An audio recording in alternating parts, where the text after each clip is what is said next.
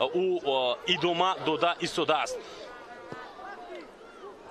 خب اکنون با هیئت تیم استقلال می‌نگریم. رستم یتیموف رقم 1 در دروازه تحت شماره 6 امیربک جورابویف، رقم 33 ایوان نواسلک تحت رقم 19 احتم نظرف، رقم 3 تبریز اسلاموف و در خط نیمه مویا رقم 80 موریلو د سوزا تحت رقم 8 دنیس بیگانویچ.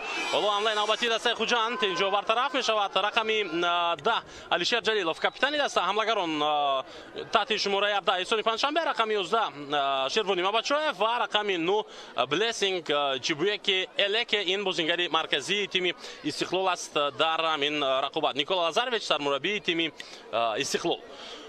بازیگران دسته استقلال توپ روی دورا میکنند و امیربک جورابویف ولو با هجوم خواهد رفت. جورابویف ارسالی طولانی و با خط حمله و در این حالت بلیسینگ دیگر کوشش نکرد که برای گرفتن توپ با پیش حرکت نماید، اما رسیدگی به بازیگر دسته خوجند بوده است و این سبب می شود که ضربه کنجی به نفع تیم استقلال تعیین کرده شود. علیشیر جلیلوف در کنجی میدان و امیده است که اولین ضربه کنجی را در بازی امروز هم از او اجرا کند. کاپیتان تیم استقلال توجه میکنیم به این حالت. علیشیر پرتابی او بعد داخل جریمه گاه خوجند، صدگذاری دفاعگر دسته میزبان رو میبینیم. فردوس عبدالسلاموف بود، عبدالسلیموف که توپ رو از میدان بیرون کرد. ضربه کنجی تکراری عبدالله دولتوف اینجا چی رو پیخست کرد در میدان که اولاد صدای خود رو بلند میکند. برخورد شیروانی ماباچوف و بازیگر تیم خوجند رو که در نزد دروازه آنها با هم دیگر برمیخوردند.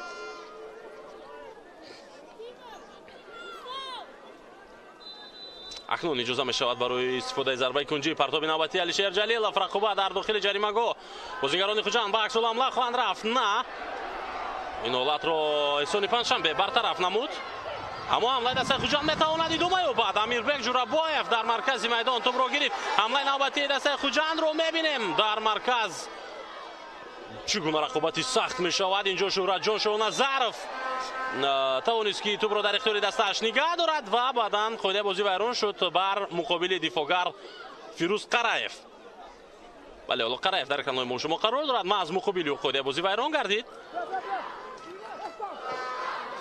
پس با مرکز میدان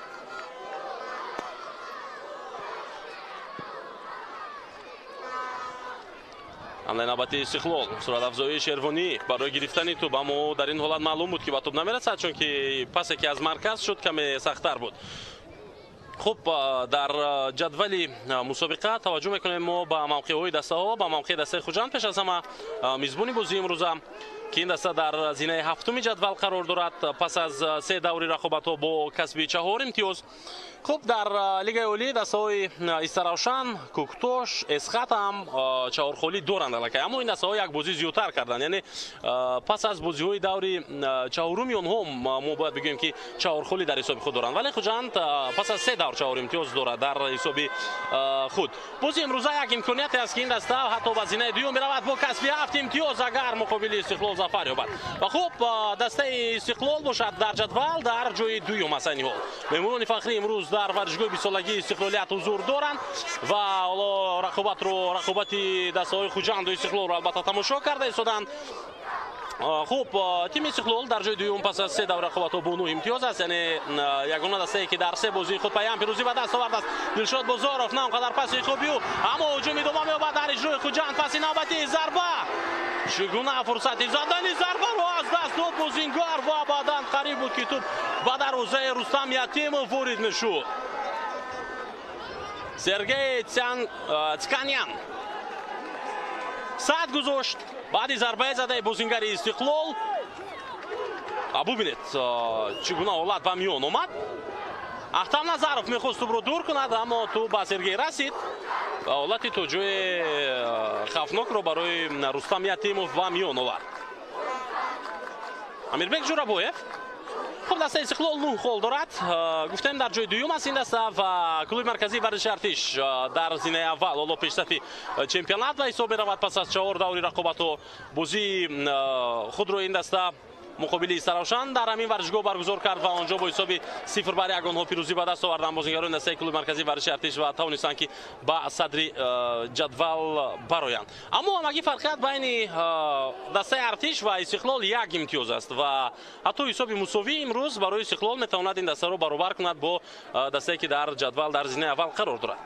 هجوم نوبتی دسته استقلال آغاز می‌گردد و از طریق مرکز این حمله ادامه خواهد یافت. پس به کنار قاعده بازی ویران می‌شود. بله، حتی دوار کارت زرد نشان می‌دهد به بازیگر دسته خوجند. با کمک دختران نیاز دارد بازیگر استقلال، تا این حد کار جدی است.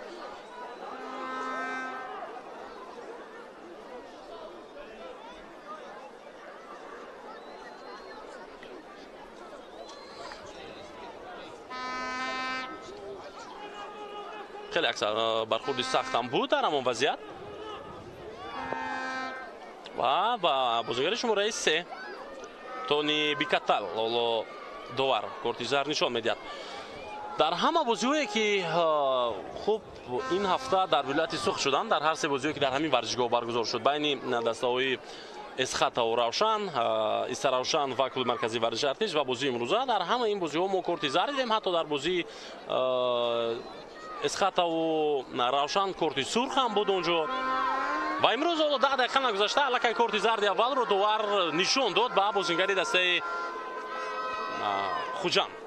سفروند غفورов دیوار دفاعی را آماده میکند برای این ضربه جریمه‌ای. احسان پنجشنبه، امیربک جوراباєв و علیشیر جلیلov سه نفر در نزد توپ قرار دارند از هیئت استقلال.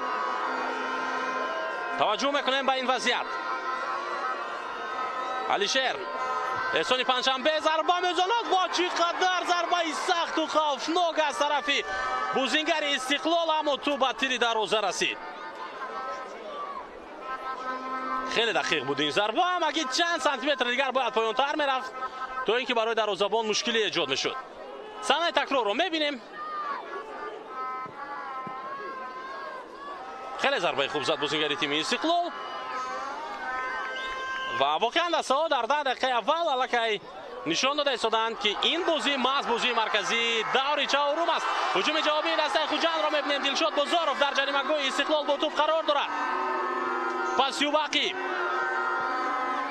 در این حالت کاپیتان دسته خوجند احسان بابایف نتوانست که هجوم را ادامه بخشد، ولی به هر حال توپ در اختیار دسته میزبان باقی میماند. استقلال پورا به خط دفاع برگشت. حالا باز یک حمله دیگر حالت خوفناک میتواند باشد در این وضعیت. پرتاب به جریمه‌گاه، اما پرتابی انجام داده اسلام جان تاشپولاتov راست جانبی دستانی رستم یتیمov رفت. امروز البته یک از قسمت‌های ورزشگاه که این ورزشگاه بسیار استقلالت است، البته چند سکتوری هم پر از مخلصان هستند، مخصوصا مخلصان دسته خوجند برای دستگیری دسته خود آمدند و این چیز جذابیت رقابت را البته که زیادتر میکند.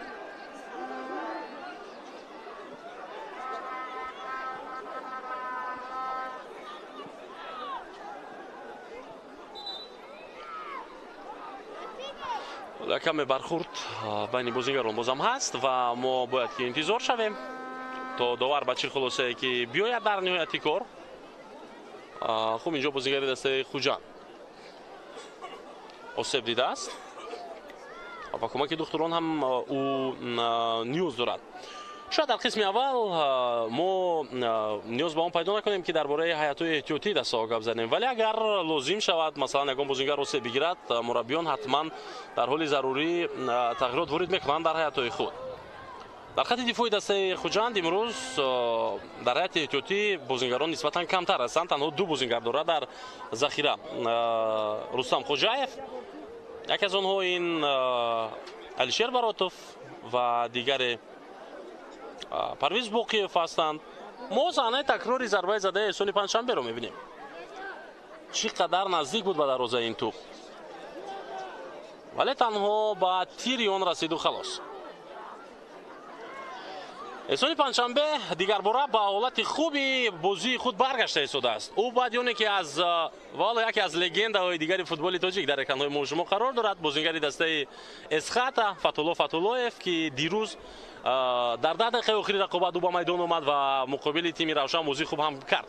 Хуб, дар бораи эҳсон мегуфтем ки ин бозингар як муддат дар чемпионати Ӯзбекистон бозӣ кард, онҷо воқеан ба яке аз легионерҳои ҳатто гаронарзиш табдил ёфт ва яке аз тимҳои кишвари Эрон, дастае ки дар лигаи бартари Эрон бозӣ мекард, агар хато накунам тими тракторсозӣ буд, ки эҳсонро ба ҳайати худ даъват кард, аммо эҳсон дар онҷо мавқеи худро пайдо накард ва баъдан осеб бардошт. баъди барқарор кардани саломатии худ дигар бора ӯ баргашт ба Истиқлол, махсусан пас аз баромади хеле ҳам олии мунтахаби Тоҷикистон дар ҷоми Осиё. эҳсони панҷшанбе оҳиста-оҳиста ба ҳолати қаблии худ баргашта истодааст. ҳуҷуми навбатии Истиқлолро мебинем. Алишер Ҷалилов тӯбро аз даст дод дар якҷоягӣ вақте ки рақобат мебурданд бо ҳамдастаи дигари худ Шервони Мамадшоев ва акнун Хуҷанд ба ҳамлаи ҷавобӣ хоҳад рафт. Эҳсон Бобоев натавонист тӯбро аз маркази майдон ба хати ҳуҷум бирасонад.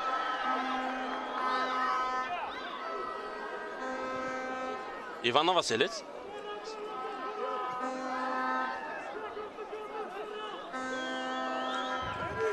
Беганович.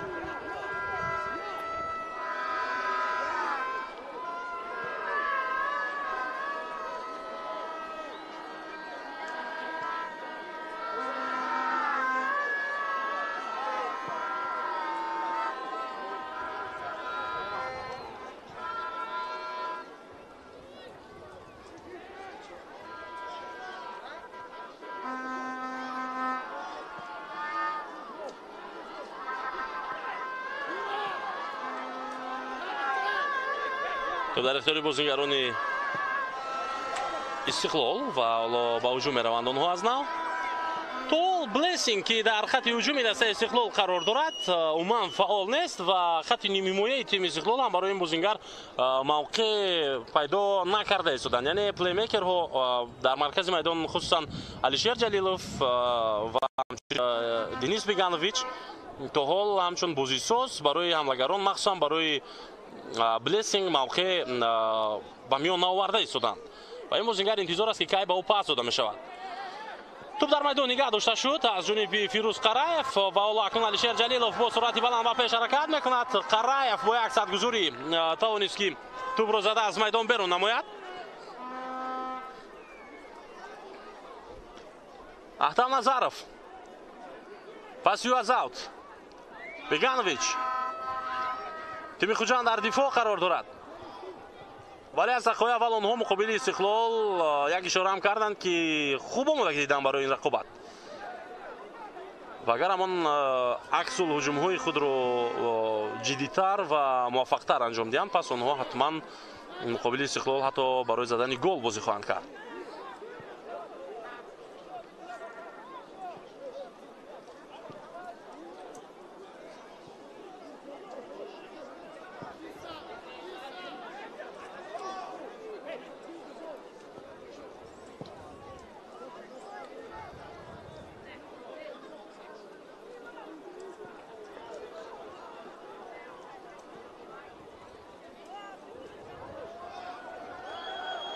ҳуҷуми навбати Истиқлолро бозам мебинем мо ки аз канор идома меёбад.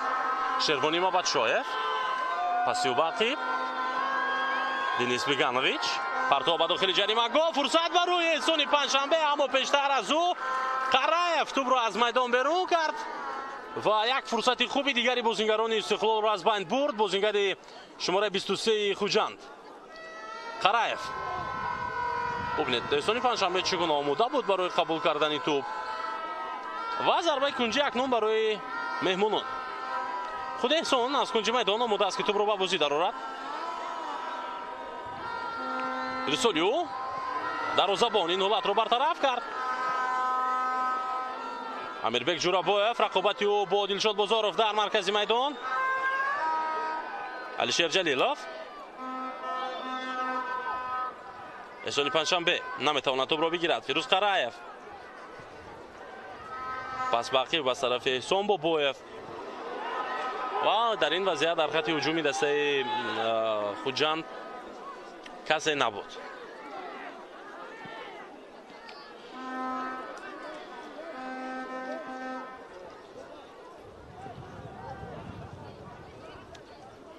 дар даври сеюми лигаи олии мамлакат тими Истиқлол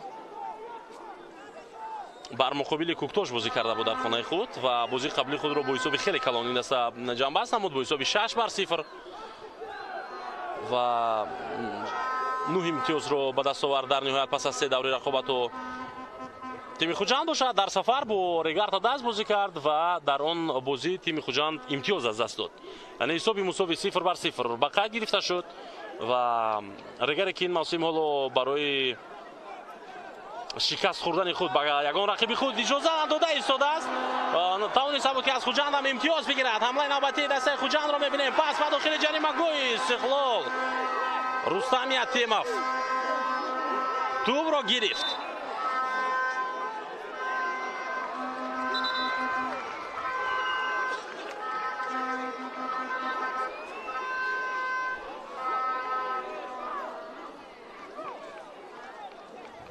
бозингарони дастаи Истиқлол ҳоло эътироз мекунанд ба довар барои он бархӯрде ки муқобили Аҳтам Назаров буд аз ҷониби Дилшод Бузуров, вале дар он ҳолат қоидаи бозӣ вайрон нашуда буд ва баъдан худи бозингари тими Истиқлол қоидаи бозиро вайрон кард, аммо ҳуҷуми Хуҷанд идома ёфт.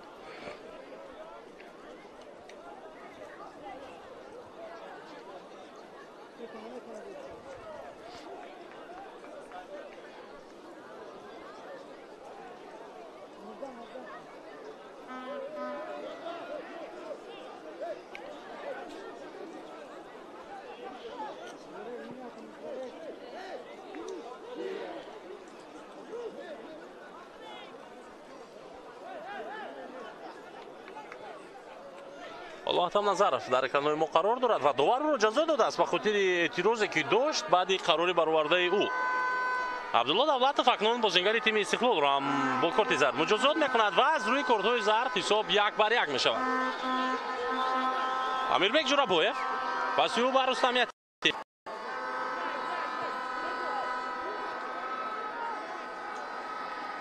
Иван Новоселек Ҷурабоев Эсони Панҷшанбе эрсол ба хати ҳамла, аммо дар ин ҳолат Блессинг чӣ кор мекунад? танҳо тӯбро аз даст доду халос ва як зарбаи кунҷаи дигар барои Истиқлол ҳамчун туҳфа аз тарафи Фахриддин Аҳтамов дода шуд. бозингари хати дифои дастаи Хуҷанд мехост тӯбро дар ихтиёри дастааш нигаҳ дорад, аммо натавонист. Дар он ҳолат ки тӯбро дар майдон нигаҳ дорад ва тӯб аз майдон беро шуд. ҳоло зарбаи кунҷа аст акнун. Эҳсони Панҷшанбе партоби ӯ ба ҷаримагӯ, зарба бо сар, хеле ҳолати хавфнок, аммо дуртар аз дарвоза меравад тӯб. баъди зарбаи задаи бозингари дастаи Истиқлол Мурило де Соуза такрори ин ҳолатро мебинем. бале, ӯ дар вазъияте зарба зад ки тамоман дарвозаро намедид. бо ин ҳол бозу қоидаи яъне ки ҳолати хавфнокро ба миён овард. акнун Хуҷанд ба ҳуҷуми ҷавобӣ мегузарад.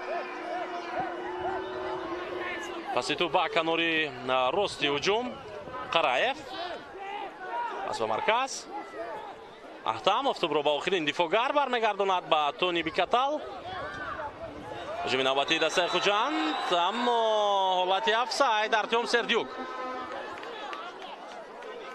дар офсайд қарор гирифт.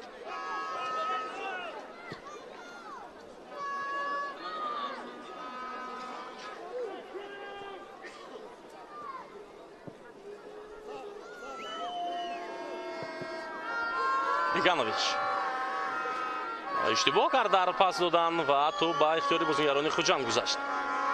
ҳоло акнун 20 дақиқа аз оғози рақобат мегузарад. бозии марказии даври чаҳорум аст. онҳое ки ҳоло нав ба шабакаи мо пайваст мешаванд ки ба таври мустақим барои шумо ин рақобат пешниҳод шуда истодааст ва Хуҷанду Истиқлол таи 20 дақиқа бидуни гол бозиро идома дода истоданд.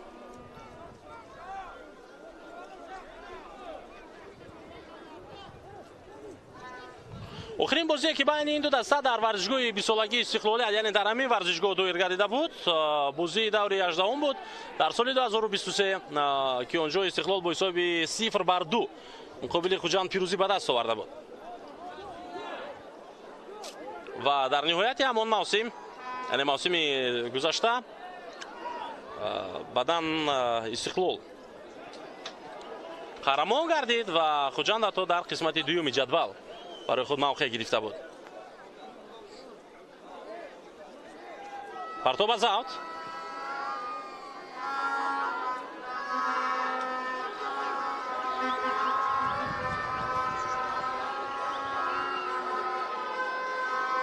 Беганович натавонист тӯбро ба Алишер Ҷалилов бирасонад ва Хуҷанд акнун талош менамояд барои рафтан ба ҳуҷум. пас ба Рустам Ятимов дарвозабон бо тӯб қарор дорад. ҳоло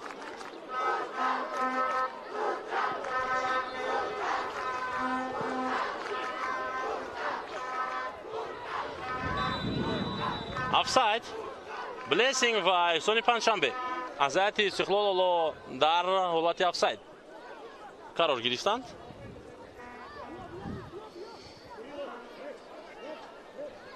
дифоъгари дастаи Хуҷанд пасё ба марказ ба самти Эҳсон Бобоев. Эҳсон Бобоев инҷо натавонист пас дода ва ҳоло як бархурди кӯчаки дигар ба дувар ҳам буд.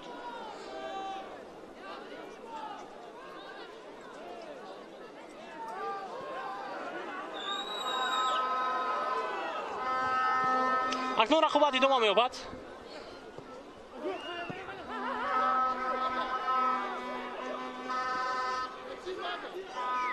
Амирбек пасё ба дарвозабон Ятимов,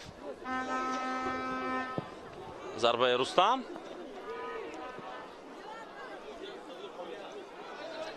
Шураҷон Шоҳназаров пас медиҳад ба ақиб ба Бобоев.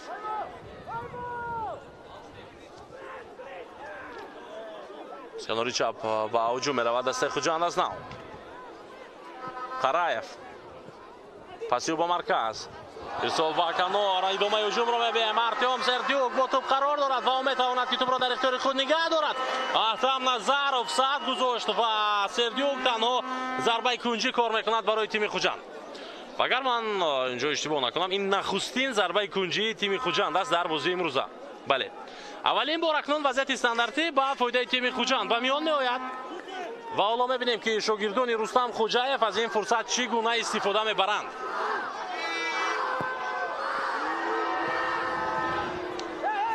бартараф мешавад партобе ки буд аз канор, вале ҳуҷум идома хоҳад ёфт дар иҷрои бозингарони Хуҷанд. боз як партоби дигар ба ҷарима гол, фурсат барои задани зарба бо сар, аммо имкониятро аз даст дод Сергей дар ҳамин вазъият. партоби навбатӣ бозам ба ҷаримагоҳи Истиқлол. партоби навбатӣ ба марказиён, аммо Рустам Ятимов тӯбро ба дасти худ гирифт. Алишер Ҷалилов дарҳол ҳамлаи бо суръати дастаи Истиқлолро оғоз кардан мехоҳад. Эҳсони Панҷшанбе аз канор омода аст ки ба ӯ кӯмак кунад. пас ба дохили ба маркази майдон аниқтараш. Беганович,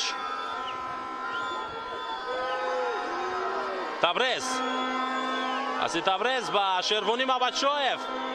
Шервонӣ паси заминии ӯ ҷониби Алишер Ҷалилов, тӯб ба дасти бозингари Хуҷанд расид.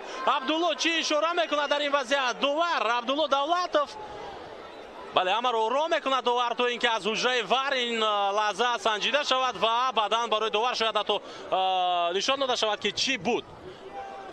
дар бозии имрӯза дар ҳуҷраи вар Амирҷон Хуркашев довари асосӣ аст. мо саҳнаи такрорро мебинем ки чӣ гуна вазъият ба миён омад. бале, бо даст бозӣ кард футболбози дастаи Хуҷанд Тони Бикатал. ӯ аллакай як корти зар дорад. агар барқастона дасти худро гузошта бошад, пас дар ин ҳолат мешавад гуфт ки довар корти зарди дуюмро ҳам нишон медиҳад ба дифоъгари Хуҷанд.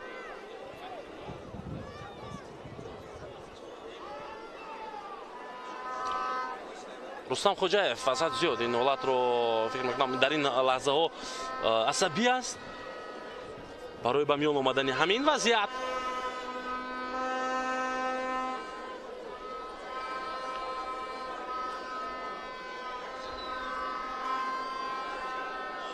мо фурсат дорем ки дигар бора боз бубинем ҳамон лаҳзаро. Ҷалилов ба тӯб расид, барқастона дасти худро ҳаракат дод дар ин лаҳза Тони Бикатал ва ба дасти ӯ расид тӯб.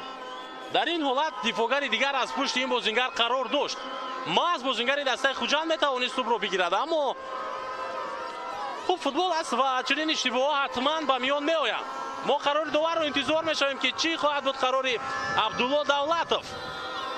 بله دولتوف به نزد اکران وار می رود. دیروز وقتی که عبدالله دولتوف در حجره وار بود در بازی اسخط و روشن و امیرجان خورکشف در مرکز بود، از وار در بسیاری از حالت‌ها استفاده بردند و مخصوصا یک حالت بحثناکی بود وقتی که گلی دسته اسخط زده شد.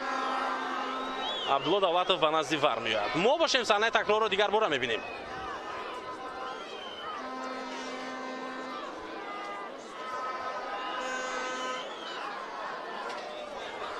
بله از سری نو اویستاتر و ما اینجا از حرکت‌های لبونی دوبار میتونیم این چیز رو بفهمیم که میگه از سری نو نشون میدید و اویستاتر برای من این وضعیت رو به نمایش گذارید. خوب ببینیم.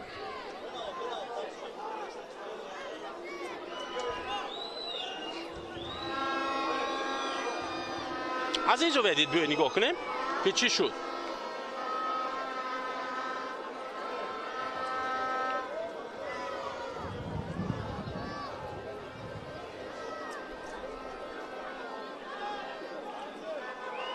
ارسال شد.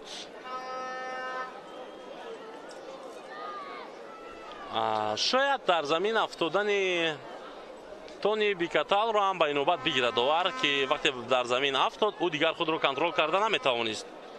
از امیلیوس تو به دست او رسید.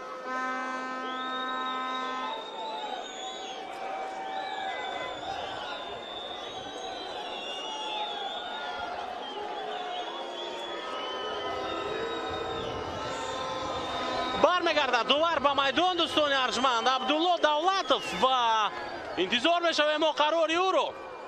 بله به نقطه اجرایش ضربه 11 متره اشاره میکند داور و رسش تو و دست تونی بیکاتال بازیگری که در 10 دقیقه اول علاقه کارت زرد داشت حالا سبب میشود که ضربه 11 متره تعیین شود و در ادامه میبینیم که برای این عمل به بیکاتال آیا کارت زرد دوم داده میشود یا نه. نه فکر میکنم داور نیتی نشان دادن کارت زرد رو ندارد و بازیگری دسته خوجند.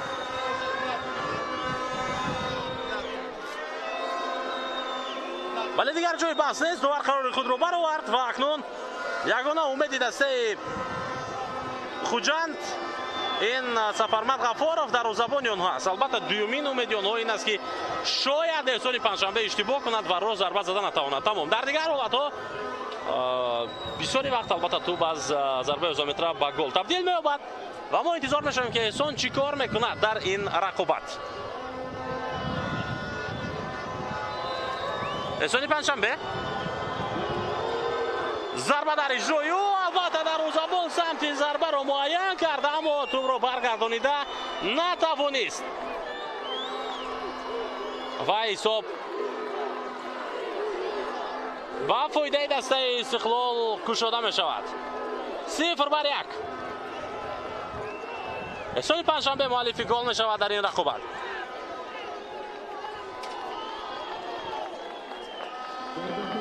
در روزابون خیلی خوب جایش نمود به سمت توپ با اون طرفی که البته ضربه اجرا شد اما او به توپ رسیدن نتوانست.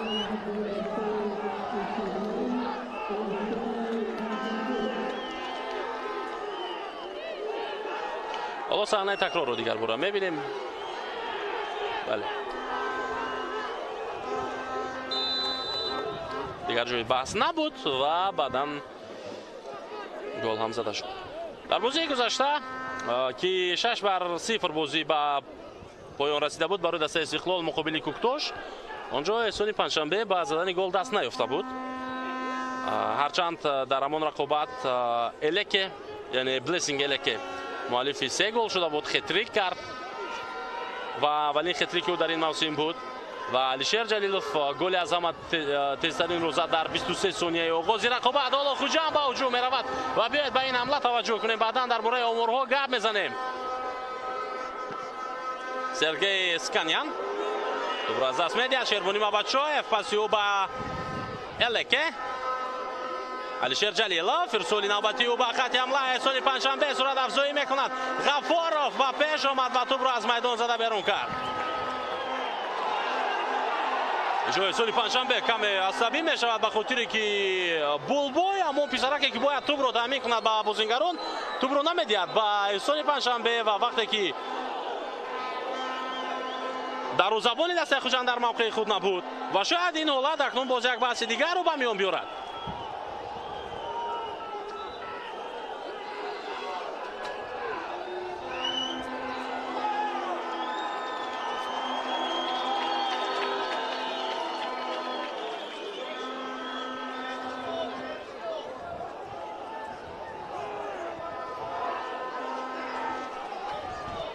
اینجا اعتراض تا مخلصانی دسته خوجند هم خیلی زیاد شد بعد آن عملهای احسانی پنجشنبه و حرفهای او. حالا کاپیتان دسته بخشش میپرسد از این بالبوی یا اینکه از آن نفر کمک میرساند به بازیگران در تامین کردن توپ.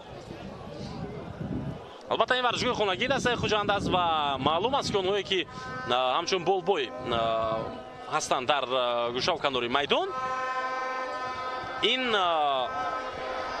نفران این بسیار بچه ها همه مخلصانی دسته خوجند هستند. اون نفرانی هستند که تعلیم میگیرند در خوب دسته خوجند و با همین خاطر در فوتبال انگلیا علاقه از موسم نو قرار دیگر قبول می شود. این که دیگر همون بول بوی ها همون بچه‌هایی که از کنارها میسند و توپ رو به بازیگران میدن حق ندارند که توپ رو راست به دست بازیگران بدن، بلکه جای معین می شود و توپ رو اونجا میگذارند، بازیگر اومده توپ رو میگیرند.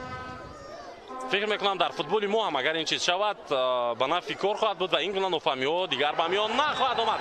خود ویران کنی تصادفی به میان میآید. موریلو د سوزا از پا افتید و بازیگر خوجند رو او باز داشت در همین حالت.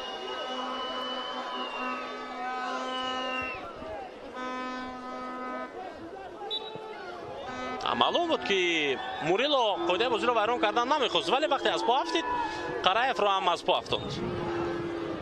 حالا یک هجوم دیگر خوجند رو میبینیم. اسلام جان تاشپولاتов پاسیو باقی ارسال نشود به جریمه‌گاه استقلال. بسیار هم بلند دلشاد بازارов اما تو بلک از میدان برآمده بود.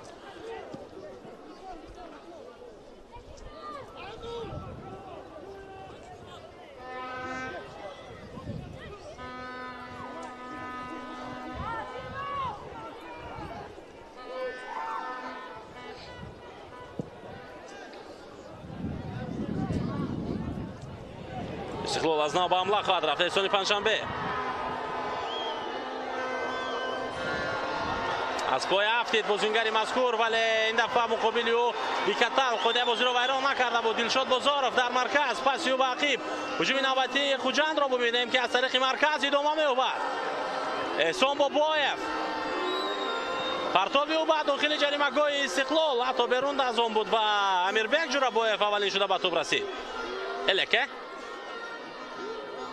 توپ رو در اختیار خود نگه داشته میتواند این بازیگر. حالا در یک از گوشه های ورزشگاه 20 سالگی فعالیت مخلصان دسته استقلال هم هستند. نواسیلیت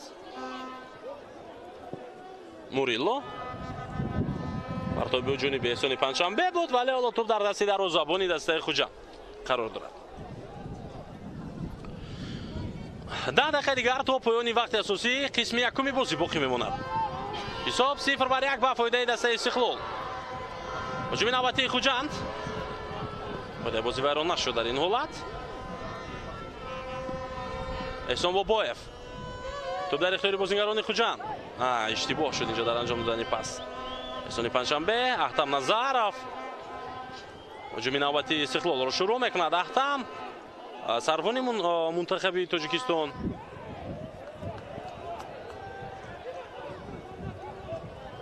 ایوان پاسیو با تبریز الکه احسان بابایف ادامه بازی رو میبینیم. اوت با فایده خوجند.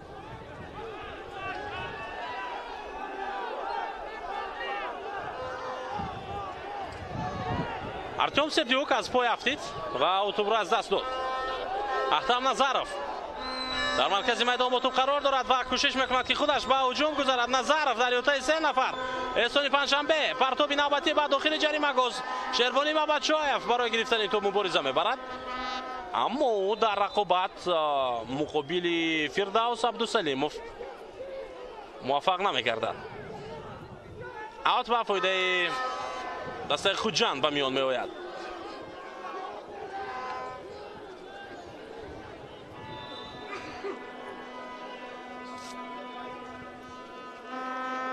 حالا اکنون دوستان ارجمند احسانی پنجشنبه جبران میکند اون دغل گفتاری و اون رفتاری که داشت. برای آن این حرفا و این عملهایش اومد و معذرت خواست از اون خوب پسر بچه‌ای که از اون بولبویی که در کناری میدان بود. البته در فوتبال اون نفرانی رو که از کنارها با توپ تامین میکنن بازیگران رو بولبوی میگن، یعنی بچه‌ای که توپ رو میارن. یک از بازیگران خوجند حالا در زمین خوب است و بدون کمک دکتران دیگر بازی رو ادامه دادن نمیتواند. بازیگری دسته خوجند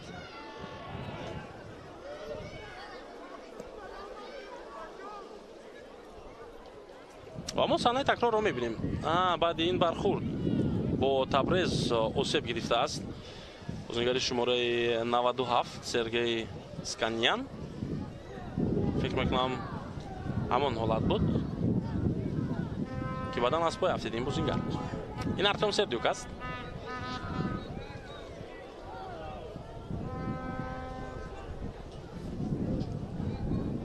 که حالا با پا برمیخیزد و معلوم است که او رقابت رو ادامه داده میتواند.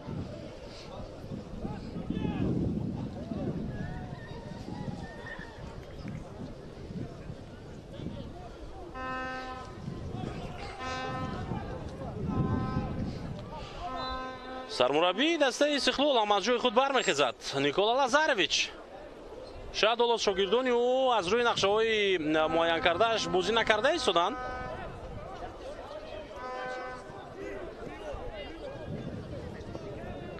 امیربک جورابویف پاسی او با مرکز موریلو.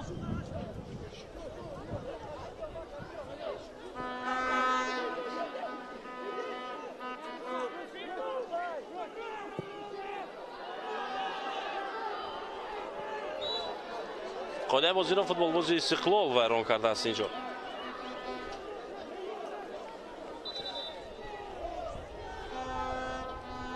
ما تو خودی بلیسینگ الک هم بعد این خود ویران کنی آسیب گرفت.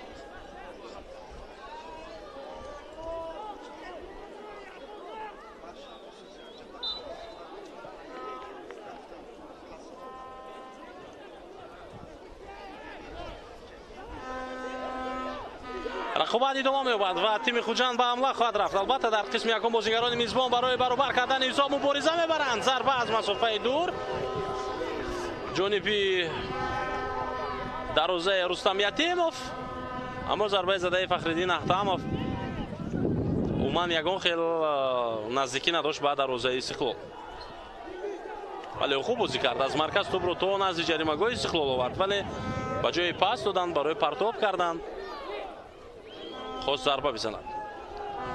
احتم نظرف بگانویچ پاسی به دروازه بان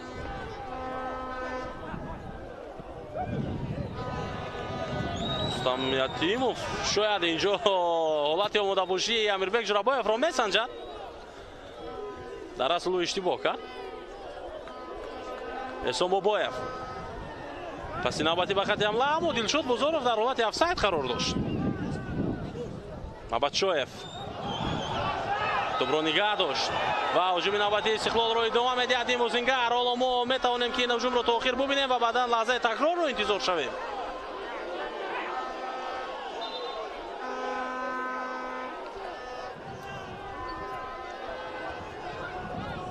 احساساتی سرمربی دسته خوجند رو ما میبینیم.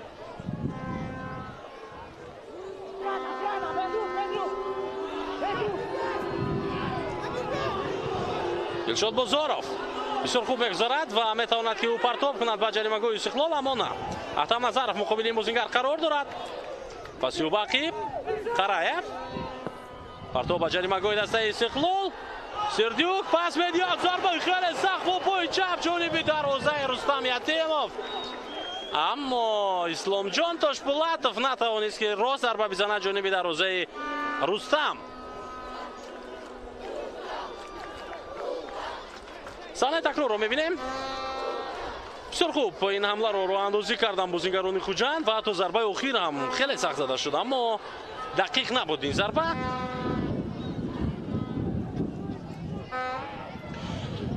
بازیگران استقلال شروع میکنن از نو رقابت رو.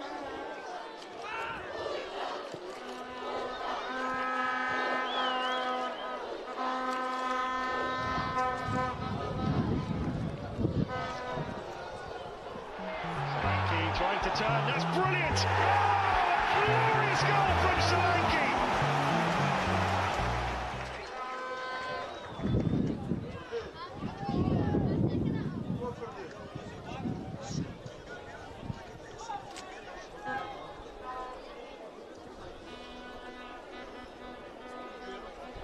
هجومی نوبتی دست استقلال.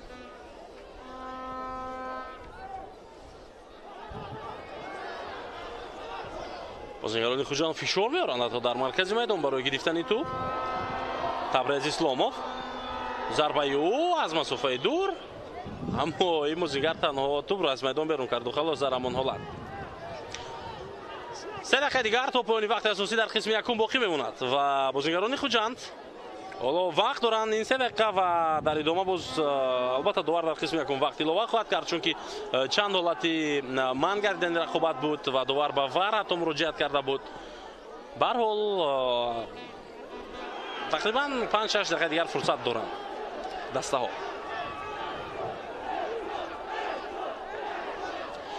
پرتاب زات از جانب فردوس عبدالسلیموف حالا از خودی او با توپ قرار دارد. احسان بابایف ارسال نوبتی اما برمیگرداند این توپ رو موریلو د سوزا. عکس العمل دسته استقلال ایوان پاسیو به احتم نظارف ارسال نوبتی اما احسان بابایف اولین شده به توپ رسید در آن لحظه. خوجند امکان دارد که از نو به حمله گذارد. دلشاد بزرگوف بازیگران دسته خوجند اینجا به قول آدمگری میکنند و توپ را از میدان بیرون نمایند در حالی که اونها میتوانستند هجوم را ادامه بدهند. در فوتبال لحظه حمله البته دوباره حق ندارد وقتی که بازیگر از پا افتیده است رفتی بازی رو منع کند اما خودی بازیگران خوجند اینجا به خاطر احترام به رقیب پیش از همه به یک فوتبال باز توپ را از میدان بیرون کردند.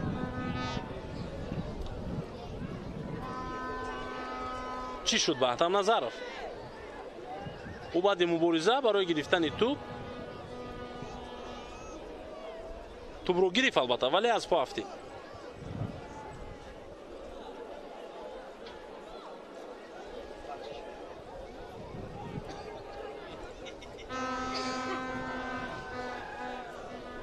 در موقع او در هیئت احتیاطی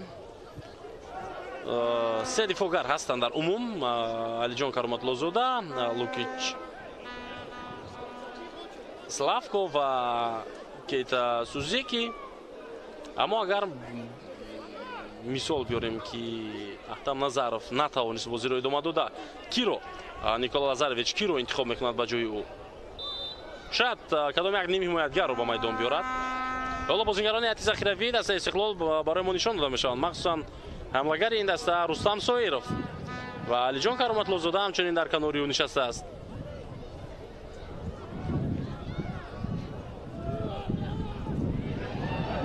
هجوم نوبتی دسته استقلال امکان است برای ادامه بخشیدن حمله. ضربه سیو دروازه‌بان باز یک ضربه دیگر و اما دروازه‌بان خوجند چگونه خوب بازی میکنه در این حالت زفرمند غفارov او دو حالت رو برطرف کرد. اول ضربه بلیسینگ الگرو و بعدا ضربه شرفونی مبادشایف رو 6 دقیقه اضافه کرده می شود به وقت اساسی قسم اول. بسیار عالی حرکت کرد دروازه‌بان تیم خوجند در این وضعیت. خود بازی در مرکز میدان ویران نگردد از جانب احسان پنجشنبه. خوجند در حال به هجوم گذاشتن میخواهد بازم از نو. هجوم خوجند را میبینیم که با سرعت ادامه خواهد یافت. پرتاب به داخل جریمه‌گاه استقلال دلشاد بزرگوف توپ رو اداره کردن نتوانست. зарба аз масофаи дур ҷониби дарвозаи Рустам Ятимов ҳолати номувофиқ барои гирифтани тӯб аз ҷониби дарвозабони Истиқлол ва ӯ танҳо тӯбро аз майдон берун мекунаду халос. Хуҷанд дар дақиқаҳои иловагӣ барои баробар кардани ҳисоб бозӣ мекунад дар қисми якум ҳанӯз. аммо дарвозабони Истиқлолро мо медонем ки чӣ қадар маҳорат дорад ва чӣ гуна ӯ дар дарвозаи худ меистад. ӯ дар дарвоза ба мисоли бузургтар аз девори чин аст. зарбаи кунҷии Хуҷанд. партоб ба ҷаримагоҳи Истиқлол. баланд буд ин партоб. Дилшод Бозоров танҳо аут кор мекунад барои дастаи худ дар ҳамин лаҳза. Исломҷон Тӯшпулатов омодааст ки тӯбро аз аут рост ба ҷаримагоҳи Истиқлол равон намояд. партобио имкони задани зарба аст барои бозингари Хуҷанд, аммо дар задани зарба дар ҳолати аввал муваффақ нашуд. боз як зарбаи дигар худи Тӯшпулатов ин дафъа зарба мезанад, аммо бозам рост нест ҷониби дарвозаи дастаи Истиқлол. дар умум агар қисми аввалро хулосагирӣ кунем, дастаҳо бозии хуб нишон доданд. аз рӯи идора кардани тӯб бале Истиқлол каме бартарӣ дошт, аммо аз рӯи ҳуҷумҳо қариб ки бо ҳам баробар буданд. Хуҷанд ҳам ҳамлаҳои зиёд дошт ва аммо бозингарони ин даста барои задани гол ҳоло муваффақ нашуданд. вагарна аз рӯи суръати бозӣ, аз рӯи бозигузориҳо, аз рӯи созмон додани ҳамлаҳо онҳо қариб ки дар 1 соат бо Истиқлол бозӣ карда истоданд. рақобат дар маркази майдон. Қараев тӯбро зада аз назди умуман аз қисмати майдони Хуҷанд дуртар мекунад. эҳсони панҷшанбе аут ба фоидаи Истиқлол аст.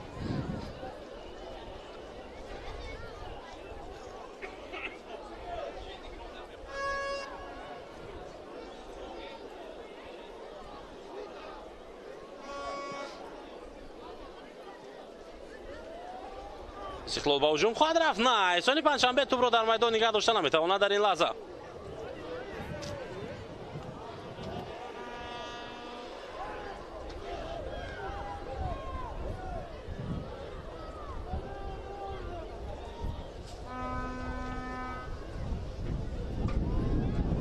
тӯбрабои навбатии бозингарони Истиқлол партоб мешавад ба ҷаримагоҳ, аммо дар ниҳоят тӯб аз майдон берун гардид. Қараев. Алишер Ҷалилов дар маркази майдон тӯбро гирифт, аммо натавонист барои дастааш ҳамла оғоз кунад ин бозингар.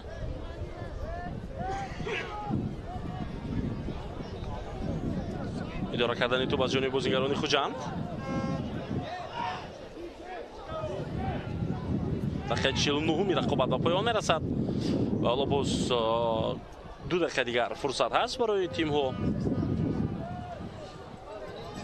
Хуҷанд ба ҳуҷум меравад акнун аз тариқи марказ. на барои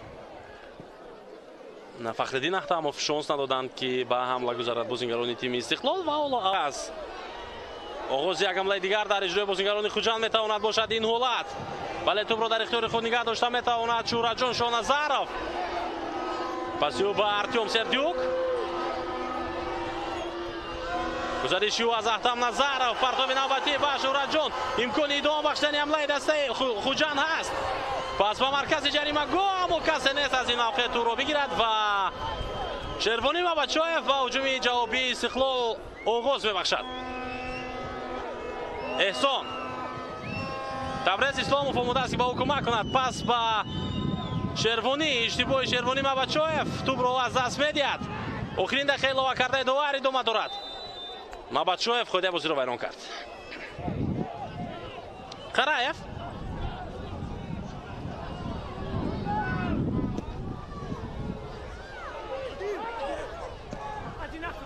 Ахтам Назаров.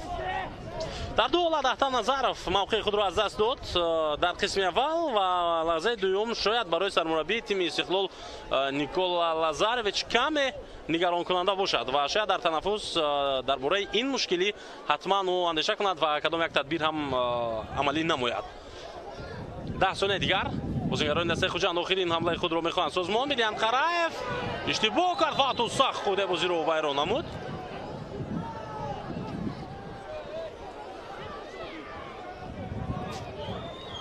муқобили Денис Беганович. қоидаи бозӣ вайрон шуд.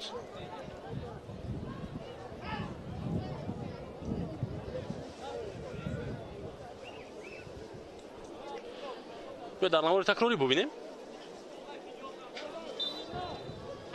тӯбро аз даст дод Қараев ва баъдан ба пои Беганович ҳатто зарба зад.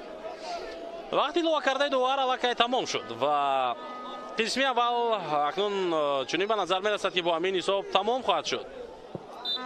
бале, садои штаки дувар баланд мешавад ва гол ягонаро дар нимаи аввал аз пеналти Эҳсони Панҷшанбе зад.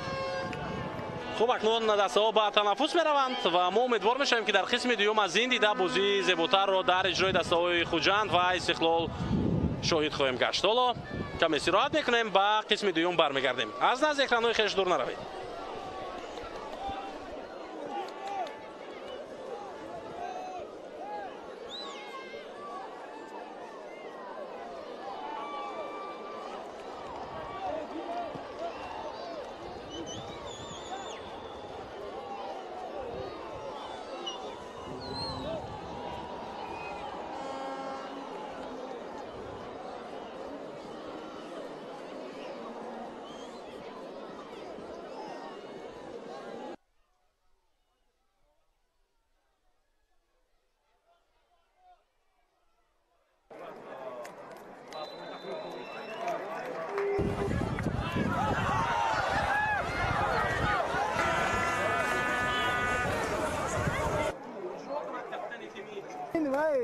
فوتبال استقلال و خوجمه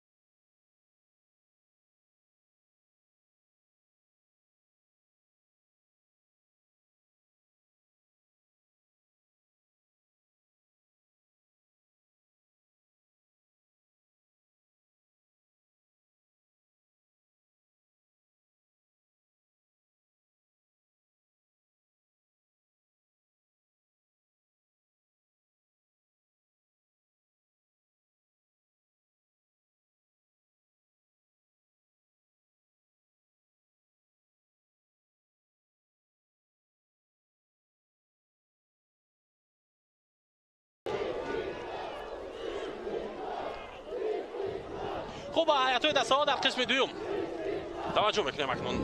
Сафармат Ғафуров, Тони Бикатал, Фахриддин Атамов, Фирӯз Қараев. ҳамлаи Истиқлол оғоз мешавад. Тӯбро аз даст музикарони Истиқлол. Эҳсон Бобоев, Фирдавс Абдусалимов, Исломҷон Тошпулатов, Шӯҳратҷон Шоҳназаров, Сергей Сканян, Гулшод Бозоров ва Артём Сердюк. Сармураббии дастаи Хуҷанд Рустам Хоҷаев.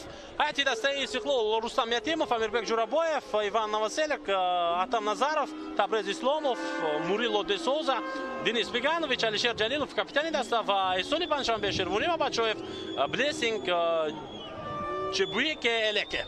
Сармураббии Никола Лазаревич. рақобат идома меёбад дар қисмати майдони Истиқлол. Якдигар фаҳмӣ на он қадар хуб аз ҷониби дифоъгарони Истиқлол ва Сердюк дар ҳолати офсайд буд. бале ин чиз маълум буд, ба ин хотир ӯ талоши расидан ба тӯбро накард. акнун тӯбрабоии Шервони Мабачоев ва суратафзои бозингари дастаи Истиқлолро мебинем.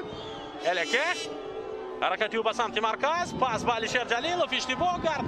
Эҳсон Бобоев тӯбро мегирад. ҳамлаи навбатии Хуҷанд оғоз мегардад. яке аз бозингарони Хуҷанд бар бозӣ нест. ин Дилшод Бозоров аст, агар хато накунам, ки аз по афтидааст. аммо бозингарони Истиқлол инҷо мехоҳам бозиро идома бидиҳанд. на Табрез Исломов ҳоло тӯбро аз майдон зада берун мекунад.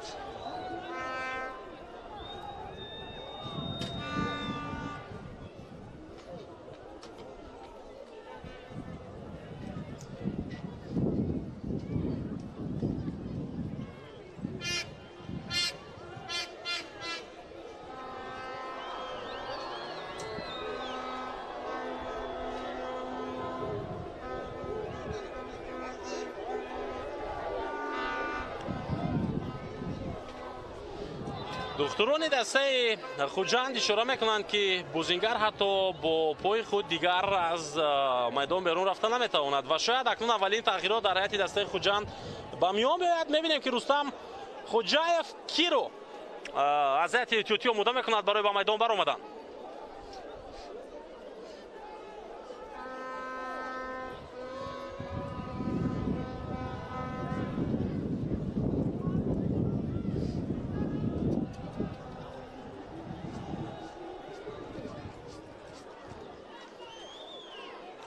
ҳоло мебинем, ки Дилшод Бозоров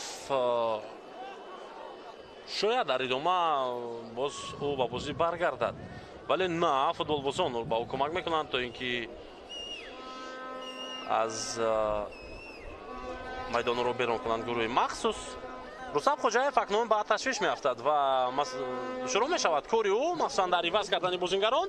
хуб, бибинем, ки дар ҳайати эҳтиётӣ киё қарор доранд. Далер Махатов аз ҳайати захиравӣ ҳамчун ҳамлагар метавонад ба майдон биёяд.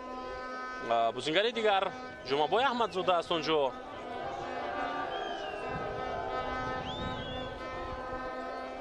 ва Парвизҷон Алиев.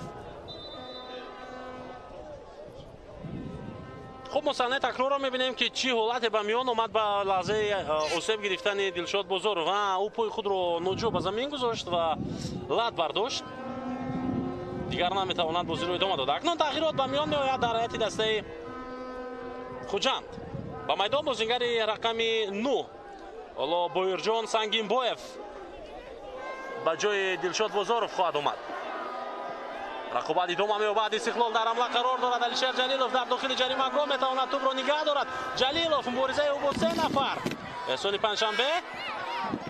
эҳсон пас медиҳад ба маркази ҷаримагоҳ, аммо дифоъгарони дастаи Хуҷанд хуб бозӣ кардан дар ҳамон ҳолат. Мурило иштибоҳ кард, тӯбро аз даст дод. тӯб дар ихтиёри бозингарони Хуҷанд. аут мешавад ба фоидаи Истиқлол ва акнун тағйирот шуд. бале, Дилшод Бозоров яке аз бозингарони хеле серҳаракат ва фаъоли дастаи Хуҷанд, махсусан дар қисми аввал аз бозӣ гирифта мешавад ва ба ҷои ӯ ба майдон Сангинбоев таҳти шумораи 9 мебарояд. оя бозӣ вайрон нашуд дар марказ.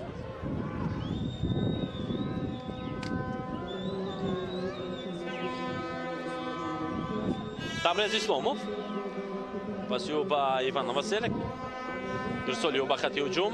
Элеке осудона тӯбро ӯ қабул мекунад. ва ҳуҷуми дасташро метавонад идома бидиҳад. Эҳсон Бобоев пас ба марказ. исломҷон Тошпулатов, Шӯраҷон Шоҳназаров, паси ба канор. идомаи ҳуҷуми дастаи Хуҷандро мебинем. Артем Сердюк талош кард инҷо барои ба ҷаримагоҳ гузаштан, аммо партобе ки аз ҷониби ҳамдастаи ӯ буд хеле баланд. сармураббии дастаи Истиқлол Никола Лазаревич дар экранҳои мо шумо қарор дорад. гуфта мешавад ки дар равзанаи трансферӣ наздиктарин баъзе аз бозигаронро ҳатто ин мураббӣ албатта иваз кардани аст. бо дар назар доштиён ки баъзе аз бозигарон шартномаашон бо дастаи Истиқлол ба поён мерасад. бозигарони ҷадид ба даста даъват кардан мехоҳад Никола Лазаревич ва ин албатта барои пешрафти дастаи Истиқлол метавонад боз таъсири худро расонад. Сангин Боев бозигаре ки аз ҳайати эҳтиётӣ ба майдон омад, оло пас медиҳад, аммо бартараф шуд ин пас. Беганович, махсусан гуфта шуд ки Беганович ва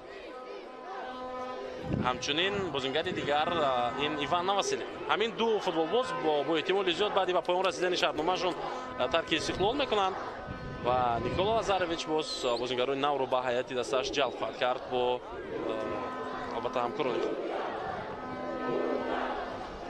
Иван Табрез, зарбаи Табрез Исломов. Табрез гарбора ба марказ меояд, аммо Сангинбоев тӯбро аз назди пои ӯ гирифт. Мурило инҷо тавонист ки тӯбро баргардонад ба Истиқлол, ҳарчанд дар мин вазъият кӯшиш намуд Исломҷон Тошпулатов. аут ба фоидаи Истиқлол таъин мешавад аз ҷониби Абдулло Давлатов. шаҳре ки ишора кардем, дар як қисми аз варзишгоҳ мухлисони дастаи Истиқлол ҳам ҳастанд ва ҳоло коргаронам ба мо нишон медиҳад ноҳиро ки имрӯз ташриф оварданд ба варзишгоҳ барои дастгирии дастаи Истиқлол. дастаи онҳо бо ҳисоби 0-1 дар пеш аст айни ҳол. Сергей Сканьян, Эҳсон Бобоев метавонад бо суръати баланд ҳамлаи навбатии Хуҷандро идома бахшад. бале, Сангин Боев, паси Боерҷон Сангин Боев, партоби навбатӣ, на ин ҳатто зарба буд аз ҷониби ним ҳимоятгар Фирдавс Абдусалимов.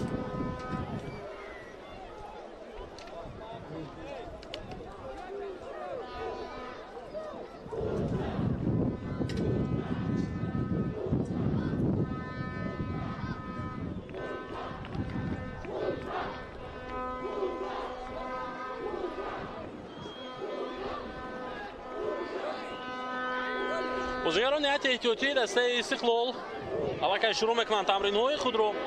махсусан Манучер Ҷалилов, ҳамлагарон асосан тамрин карда истоданд. Манучер Ҷалилов, Рустам Суиров ва Славко Лукич ҳамчунин дифоъгар. хуб, мебинем ки дар идома Лазаревич киҳоро иваз мекунад ва киҳоро ба майдон меорад дар умум. Беганович, паси ҳуҷуми Табрез Исломов. тӯбро бозингарони Хуҷанд гирифтанд. На, Табрез Исломов дар мавқеи дуруст қарор гирифт ва тӯбро ба дастаи худ баргардонд. Эҳсон Бобоев, Артем Сердюк, паси ӯ ба марказ. идомаи ҳуҷуми дастаи Хуҷандро мебинем ки бо шумораи зиёд идома хоҳад ёфт. шумораи бозингарони даста хеле зиёданд дар ин ҳамла. Шӯраҷон Шоҳназаров бо тӯбро аз даст медиҳад. ҳоло Алишер Ҷалилов бо тӯб.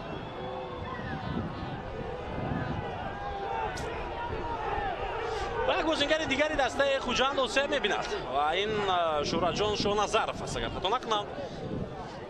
аллакай як тағйирот аз рӯи ҳамин осеб диданҳо шуд дар ҳайати ин даста. ҳоло чӣ гуна ҳолат ба миён меояд? ҳоло баъди ин поғиҷи анҷом додаи Шервонӣ Мабадшоев то куҷо ҷиддӣ аст ҳолати бозингари дастаи Хуҷанд мо мебинем. бидуни кӯмаки духтурону ҳам ба по бархеста наметавонад.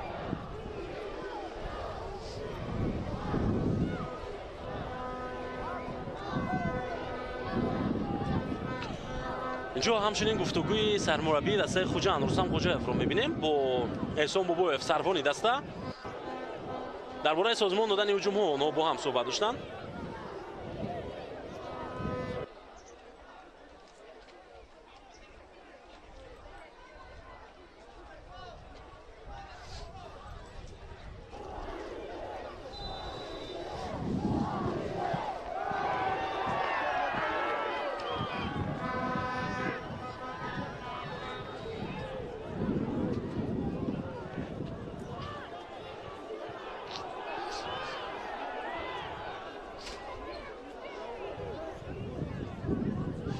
ин рақобат ки байни дастаҳои Истиқлол ва Хуҷанд ҳоло идома дорад. дар бозиҳои байни худӣ дастаҳои Хуҷанду Истиқлол бозии чилум ба ҳисоб меравад. ва яке аз бозиҳои махсус, яъне чилумин рақобати байни худии дастаҳои Истиқлолу Хуҷанд аст дар таърихи бозиҳои байни худии ин ду даста. албатта маълум аст ки дастаи Истиқлол бештар пирӯз гардидааст дар ин рақобатҳо. ман дар назар дорам танҳо бозиҳои лигаи олиро, яъне дар дораи рақобатҳои лигаи олӣ дастаҳо чилумин бозии худро баргузор карда истоданд. ҳамчунин бояд бигӯем ки дар дораи рақобатҳои ҷоми конфедератсияи футболи осиё якчанд бозӣ доштанд. ҷоми Тоҷикистон, ҷоми федератсияи футболи Тоҷикистон дастаҳо бо ҳам бозӣ карданд ва бозиҳои дӯстона шояд буд дар ин миён, албатта агар таваҷҷӯҳ кунем ба таърих. вале дар дораи рақобатҳои лигаи олӣ дастаҳо чилумин маротиба бо ҳам рақобат бурда истоданд.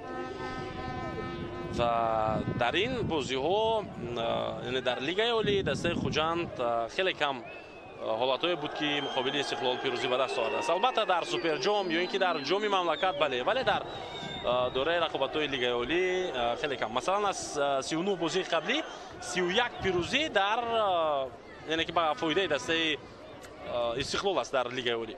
танҳо 2 дафъа Хуҷанд зафар ёфтааст муқобили дастаи Истиқлол ва 6 бозии дигар мусовӣ шудааст дар ин миён.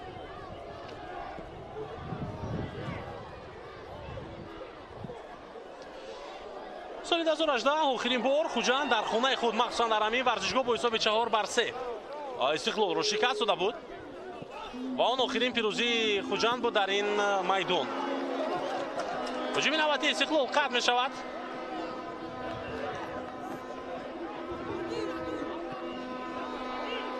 рақобат дар марказ. Биганович тӯбро мегирад. ҳамлаи Истиқлолро мебинем. партов ба дохили ҷаримагоҳ. Шервонӣ Бабачоев зарбаю, аммо Сафармат Ғафоров тавонист тӯбро ба дасти худ бигирад. ва мухлисони дастаи Истиқлолро мебинем.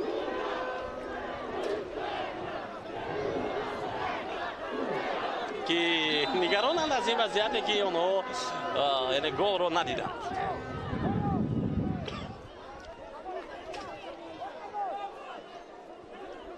фирдавс Абдусалимов омода аст ки тӯбро ба бозӣ дарорад.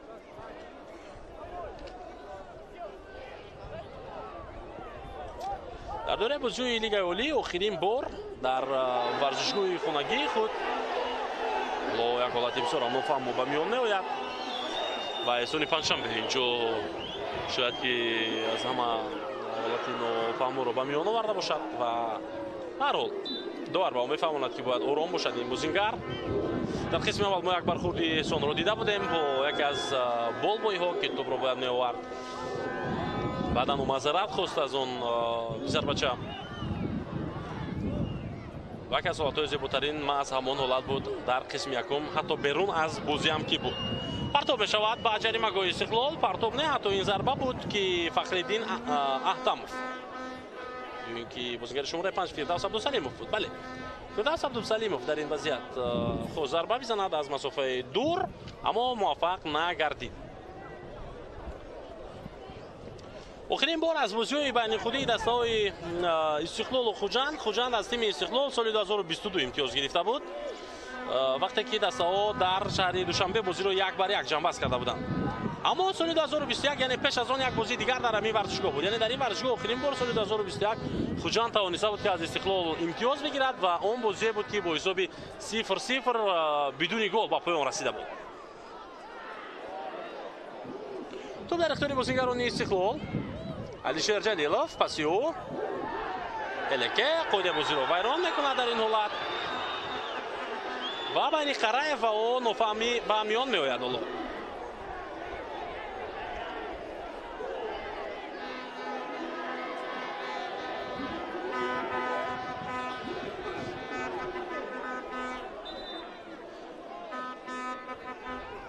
бозам духтури тими Хуҷанд даъват мешавад. мо саҳнаи такрорро мебинем. Шӯҳратҷон Шоҳназаров. ин аллакай маротибаи дуюм аст ки бозингари шумораи 30 Хуҷанд чунин осеб мебардорад.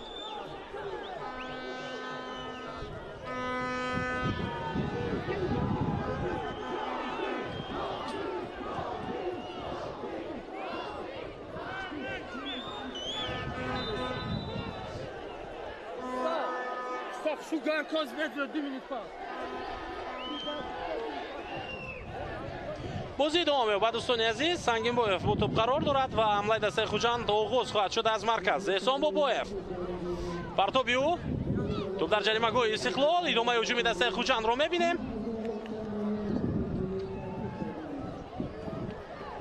бозам бозингари шумораи 5 аз пой меафтад ва ин чанд дафъа аст аллакай Фирдавс Абдусалимов ки талош мекунад то худаш муваффақ шавад дар ҳуҷуму.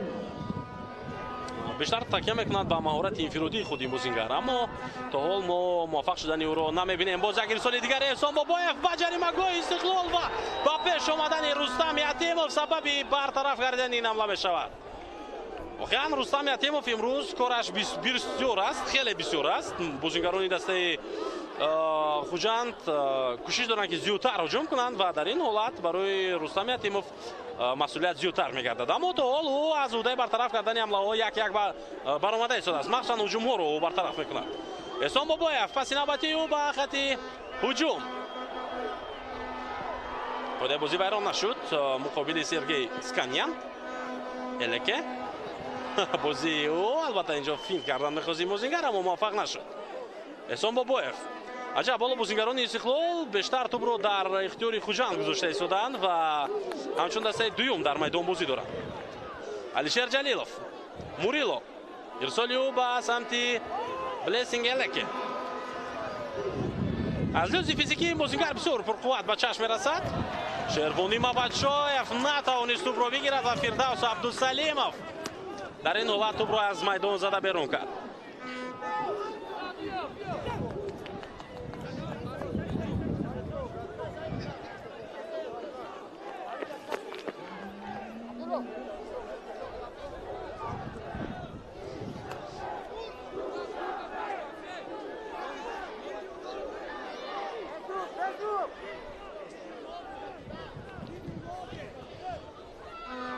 Табрезов партов мекунад. Табрез Исломов тараш мазарат мехоҳам. Партов мекунад тӯбро аз аут ва бозигарони Хуҷанд тӯбро гирифтанд дар ин ҳолат. хода бозиро вайрон кард дифогари дастаи Истиқлол Табрез Исломов. ҳоло ба ҳайати эҳтиётии дастаи Истиқлол ҳам биёд назар андозем. дарвозабони эҳтиётӣ Муриддин Ҳасанов аст. албатта медонем ки Муриддин Ҳасанов ва дигар бозигароне ки дар ҳайати ҷавонони то 23 сола бозӣ мекарданд дар тими мунтахаби мо дар ҷоми Осиё иштирок доштанд ва баргаштанд онҳо аз бозиҳои ҷоми Осиё байни ҷавонони то 23 сола ки дар кишвари Қатар онҷо рақобатҳо доир мегардиданд. ва ҳоло акнун мо ин бозигарони ҷавони тими мунтахабро дар дастаҳои худ мебинем. махсусан дирӯз дар бозии дастаи Равшан ду нафарро мо дидем ки аллакай баргаштанд ва бозиҳои худро доир карда истоданд. Муриддин Ҳасанов ҳамчунин баргашт ва ҳоло дар ҳайати эҳтиётӣ қарор дорад дар дидори имрӯза. зарбаи кунҷӣ барои дастаи Хуҷанд ба миён меояд. Алиҷон Кароматлозода, Славко Лукич, Сузики Кейта, Кабир Салимшоев, Рустам Соиров, Меҳрон Мадаминов ва Манучер Ҷалилов. ин бозигарони ҳайати эҳтиётӣ дар хатти дарвоза, дифоъ, ними ҳимоя ва ҳуҷум ҳастанд дар Истиқлол. дақиқаи 70 ҳам наздик шуда истодааст ва шояд акнун Никола Лазаревич метавонад тағйироте ворид кунад. бозигарони Хуҷанд аз ин имконияти худ истифода карда натавонистанд.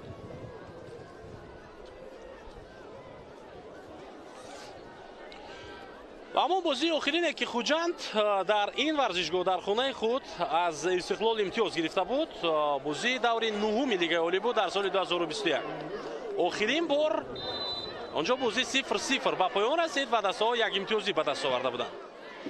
дигар Хуҷанд пас аз он дар ин варзишгоҳ муваффақ нашуд барои гирифтани имтиёз. аммо аллакай соли оянда мавсими нав вақте ки дар шаҳри Душанбе бозӣ баргузор шуда буд, соли 2022 яъне дастаҳо бо ҳисоби 1-1 албатта дар варзишгоҳи марказии шаҳри Душанбе бозиро ба поён расонда буданд ва ин бозӣ даври ҳафтум буд ки онҷо аз дасти Истиқлол албатта Манучер Ҷалилов гол зад ва дасташро баргардон ба бозӣ вақте ки тими Хуҷанд ҳатто то дақиқаи 81 бо ҳисоби 1-0 пешсаф буд ва Эргашев голи ягонаи дастаи Хуҷандро зада буд дар ҳамон дидор.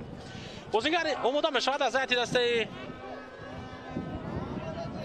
Истиқлол, аз ҳайати эҳтиётии Истиқлол ва биёед ин ҳамлаи Хуҷандро бубинем, баъдан атрофи ҳайати эҳтиётии Истиқлол дигар бора гап мезанем. Эҳсон Бобоев натавонист пас дода, Шервонӣ Мабадшоев. На, ин Эҳсон аст, Эҳсони Панҷшанбе. Тӯб аз майдон берун мешавад аз пӯи Эҳсон.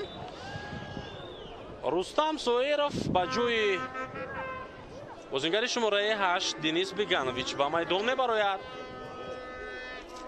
ин ҳамлагарро таҳти шумораи 77 дидан каме ҷолибам ҳаст, каме аҷибам ҳаст.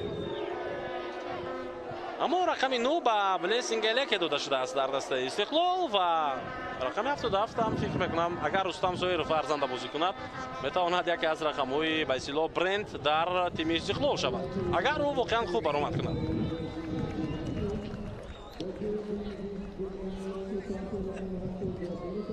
рақобат идома меёбад. дар хатти ҳуҷумии дастаи Истиқлол аллакай як бозингари тозанафас омад ва ин маънои онро дорад ки Никола Лазарович аз ҳисоби 0-1 тамоман розӣ нест. Эҳсон Бобоев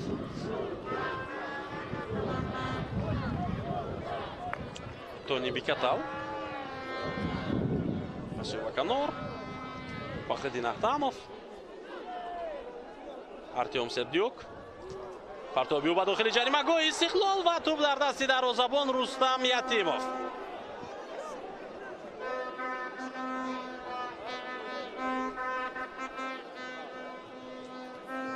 ҳатто дақиқаи 70 нашуда инҷо дар ин рақобат Никола Лазарович аллакай тағйирот ворид кард. Шервонӣ мубориза мебарад. На, ин Рустам буд ва ҳоло акнун Алишер Ҷалилов пас медиҳад ба хатти ҳамла. Элеке Соиров Табрез партоби Алишер Бикатал тӯбро ба дастаи Хуҷанд баргардон ва Рустам Соиров ходиаи бозиро вайрон мекунад. ҳатто Тони Бикатал каме осеб ҳам гирифтааст. ё на? осеб не, балки истироҳат кардан мехост. аммо Рустам Соиров баргашт ва ӯро ба по бархезонд.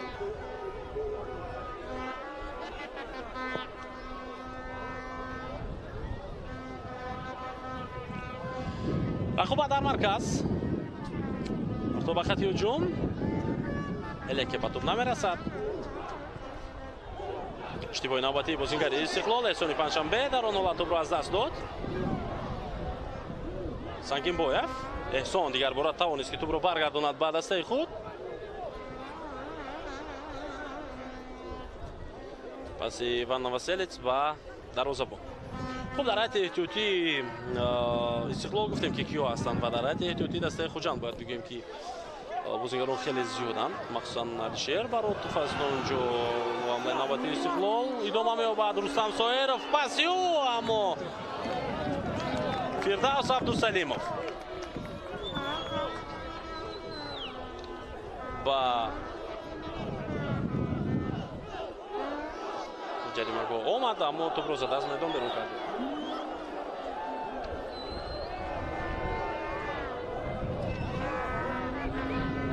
Алишер Ҷалилов омода аст аз кунҷи майдон тӯбро ба бозӣ дарорад ва бозигарони дигари ҳайати эҳтиётии Истиқлол барои омода шудан ҳоло ба канор мераванд то ин ки тамрин намоянд.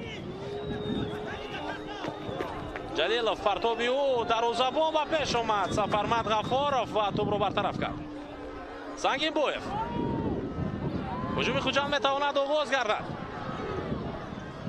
аммо на дар анҷом додани пас Шӯраҷон Шоҳназаров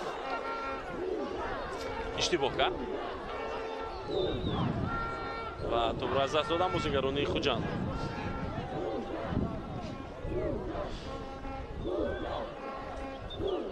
Рустам Хоҷаев ҳоло шогирдонаш воқеан то ҷои хуб бозӣ карда истоданд, аммо дар хати ҳуҷум ба онҳо бозингаре намерасад ки масалан имкониятҳоро истифода барад ва ҳамзамон бозингарони марказӣ бештар бояд барои Артем Сердюк фурсат ба миён биёранд то ин ки ин бозингар баъдан дар задани голҳо муваффақ бошад. рақоба дар маркази майдон, эҳсон мубориза мебарад барои гирифтани тӯб, аммо муваффақ намешавад дар он вазъият.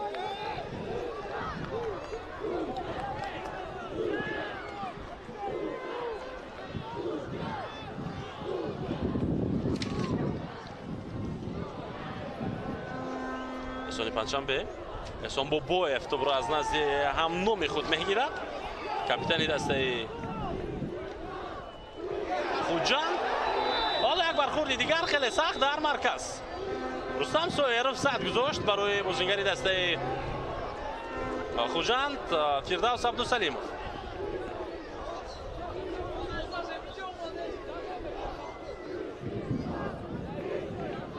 вале ин қода вайронкунӣ рӯи рост буд. охирин бозие ки Хуҷанд дар лигаи олӣ анҷом дод ин мавсим, ин бозӣ даври сеюм муқобили Регарта даст буд дар сафар ки онҷо дастаҳо ғолибро муайян карда натавонистанд ва бозӣ бидуни гол 0-0 ба поён расида буд. хуб баъди он Хуҷанд бо касби 4 имтиёз дар зинаи ҳафтум қарор гирифт ва Регар бошад бо 5 имтиёз дар мавқеи болотар. озамаот ба фоидаи Хуҷанд ба миён меояд.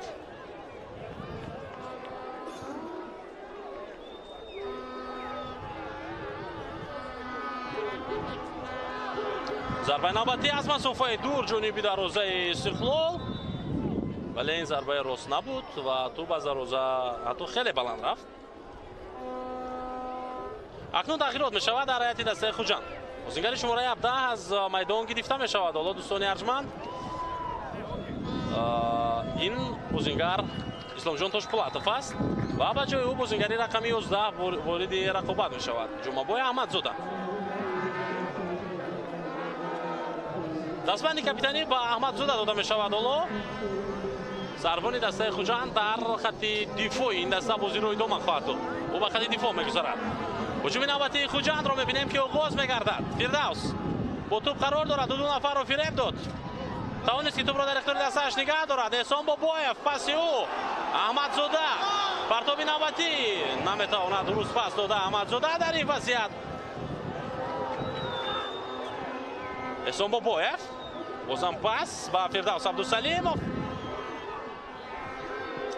Тони зарбаи ӯ, аммо касе дар ин ҳолат барои гирифтани тӯб мубориза нахоҳад буд.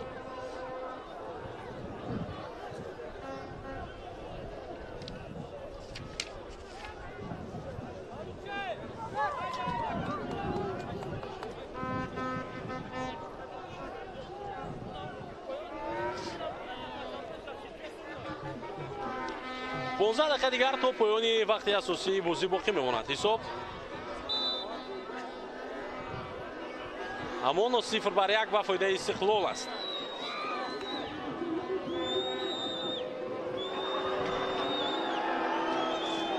ва зарбаи ҷаримавӣ ба фоидаи тими Хуҷанд таъин карда мешавад. ҳоло бозӣ идома меёбад. саҳнаи такрорро мебинем. Шервони Мабачоев қоидаи бозиро вайрон карда аз дар он ҳолат. Сангинбоев мубориза бурд, аммо Табрез Исломов тӯбро гирифт.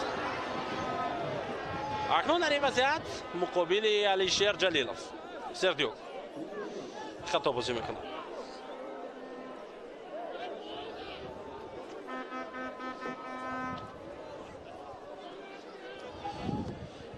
дар даври дуюми чемпионат вақте ки дар ҳамин варзишгоҳ Хуҷанд муқобили Ҳосилот бозӣ мекард ва онҷо бо ҳисоби 1-0 бозиро бохта буд. голи ягонаи дастаи Хуҷандро дар он рақобат Артем Сердюк зад ба тури дарозаи Ҳосилот.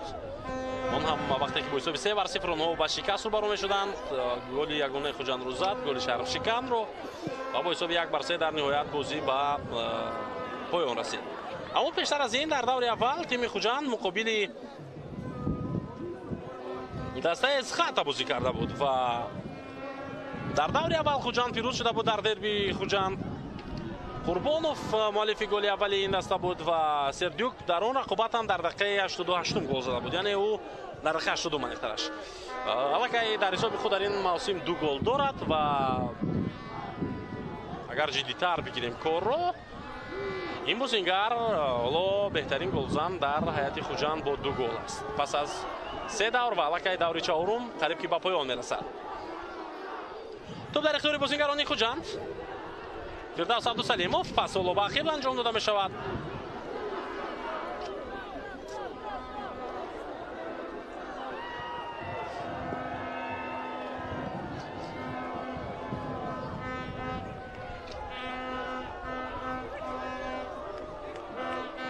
Рустам Ятимов, зарбаи ӯ.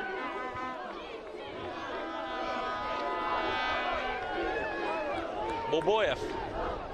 Пас Эҳсон Бобоев ба хатти ҳуҷум буд, аммо Сергей Сканян натавонист тӯбро дар ихтиёри худ нигоҳ дошта дар он ҳолат.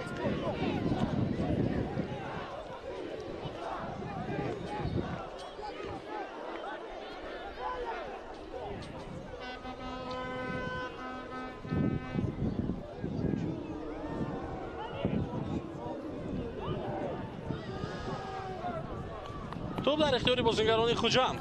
Вақт камтар боқӣ монда истодааст ва мо ҳанӯз як бозии зеборо дар иҷрои Хуҷанду Истиқлол дида истодаем. Ба ҳуҷум мераванд бозингарони Хуҷанд аз нав аз канори рост. Талоши Сергей Сканян бенатиҷа.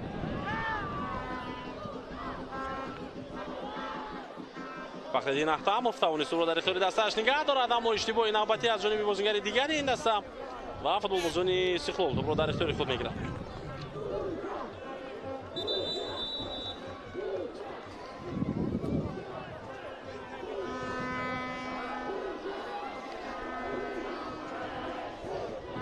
тағйироти навбатӣ дар ҳайати дастаи Истиқлол. Аз майдон шумораи 9 Блессинг Элеке.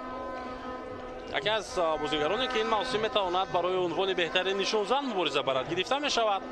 махсусан дар бозии гузашта ин бозингар ман ба чӣ хотир инро гуфтам, дар бозии гузашта ӯ 3 гол зад, хетрик анҷом дод ва аввалин хетрики ӯ ҳам буд. акнун тағйирот мешавад ва ба майдон таҳти шумораи 63 Манучер Ҷалилов мебарояд ва дар 10 дақиқаи қисмати поёнии рақобат маҳз Манучер Ҷалилов дар хатти ҳуҷуми дастаи Истиқлол бозӣ хоҳад кард. Амадзода паси ӯ Тони Бикатал тавонист ки тӯбро зада дур кунад аз қисмати майдони Хуҷанд. Ба ҳамлаи навбатии Хуҷандро мебинем дӯстони арҷманд. Эҳсон Бобоев паси ӯ ба канор ҷониби Сангинбоев. ҳаракатҳои навбатии Сангинбоев, партоб ба самти дарвозаи Рустам Ятимов ва тӯб дар дасти дарвозабони Истиқлол.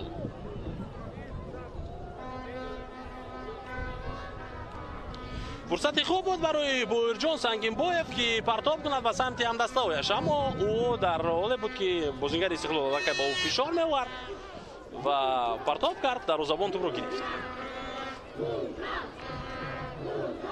тӯб баъди расиш ба Амадзода аз майдон берун мешавад.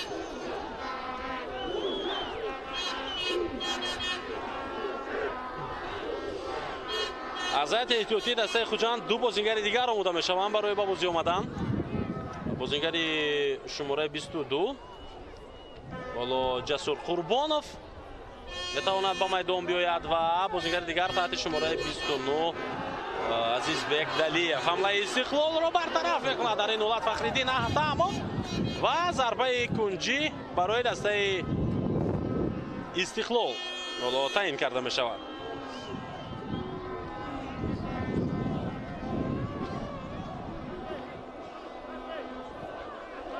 эҳсон аз кунҷи майдон зарбаи кунҷиро иҷро хоҳад кард.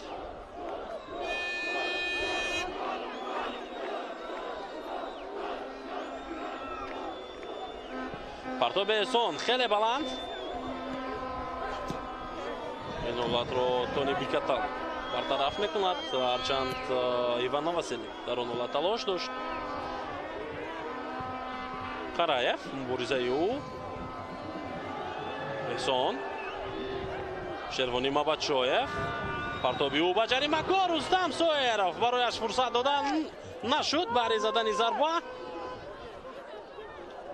Аҳмадзода аут ва фоидаи дастаи хуҷанд. тағйирот мешавад. акнун бозигари шумораи 23 тарки майдон мекунад Фирӯз Қараев ва ба ҷои ӯ рақами 29 ҳоло ба майдон меояд Далиев. бозигари дигар таҳти шумораи 30 тарки майдон кард ва ин Шуҳратҷон Шоҳназаров буд. ба ҷои ӯ таҳти шумораи 22 вориди рақобат гардид дар ҳамин ҳолат Қурбонов, Ҷасур Қурбонов. тағйиротҳои навбатӣ акнун чӣ таъсире мерасонанд ба бозии дастаи Хуҷанд? хоҳем дид.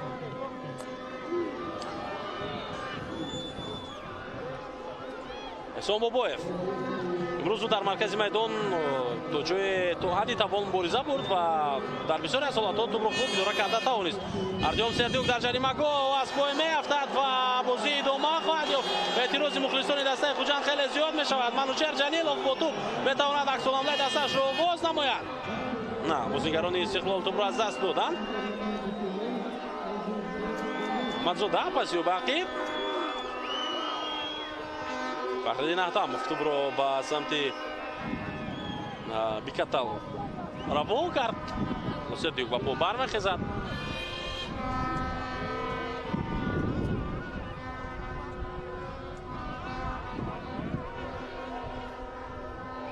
Фирдавс Абдусалимов партоби навбатӣ ӯ ба хати ҳамла. тӯбрабои навбатиро мебинем. на бозигарони Истиқлол тавонистанд ин ҳолатро бартараф кунанд. охиран ҳисоби 1-0 барои дастае ки пирӯзӣ ба даст овардан мехоҳад ҳисоби хавфнок аст. дар як иштибоҳи онҳо метавонад дастаи рақиб аз имконият истифода бурда ҳисобро баробар намояд. Фирдавс Абдусалимов паси ӯ ба Эҳсон Бобоев. тӯб тамоман бақӣ баргардонда мешавад. Сафармат Ғафоров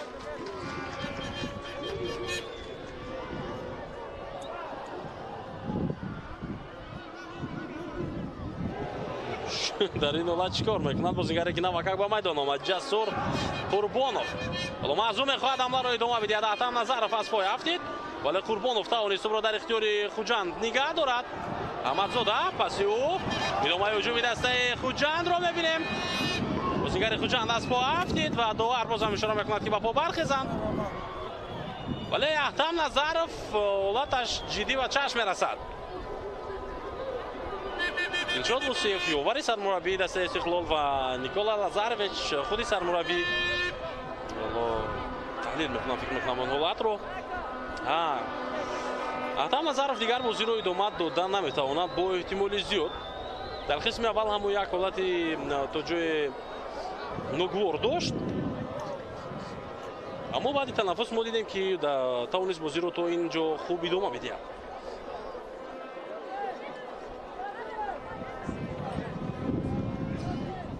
вазми баданаш ба пой омад як бора дар ҳоле ки дар замин худро партофт барои гирифтани тӯб ва дар ин миён каме осеб гирифтим бозингар.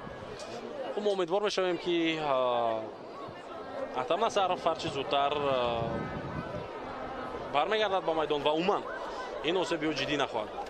чунки барои варзишгар барои футболбоз аз ҳама бадтарин ҳолат на замин аст ки ӯ осеб бигирад.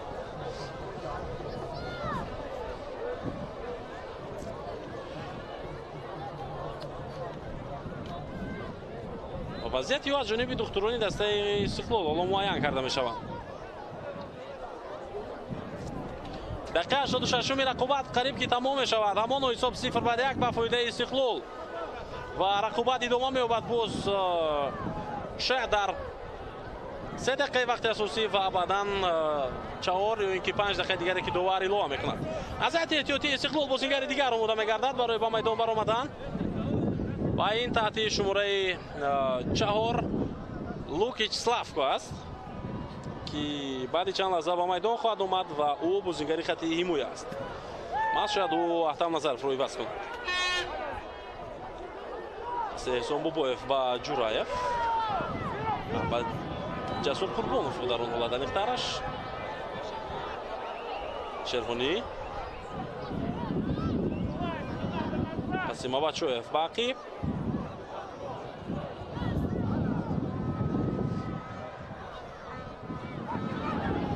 дар ин ҳолат нам қадар паси хуби Мурило аммо Амирбек Ҷурабоев тавонист тӯбро дар майдон нигаҳ дорад. Ҷалилов пас ба Шервонӣ Мабадшоев. Ахтам Назаров ҳоло рақобатро идома дода истодааст. Шервонӣ натавонист аз Аҳмадзода гузарад ва бозигарони Хуҷанд талош мекунанд ки ба ҳамла раванд. Эҳсон Бобоев паси ӯ ба Артём Сердюк. Синоабатӣ ба канор. Сангинбоев тӯбро дар ихтиёри Хуҷанд нигаҳ дошта метавонад. Фирдавс Абдусалимов. Тӯб ба дасти Рустам Соиров расид ва вазъияти стандартӣ барои дастаи Хуҷанд дар дақиқаи 88 ба миён меояд. Шервонӣ Мабадшоев дӯстони азиз аз майдон гирифта мешавад таҳти шумора 11 ва ба ҷои ӯ Лукич ба бозӣ хоҳад омад рақами 4.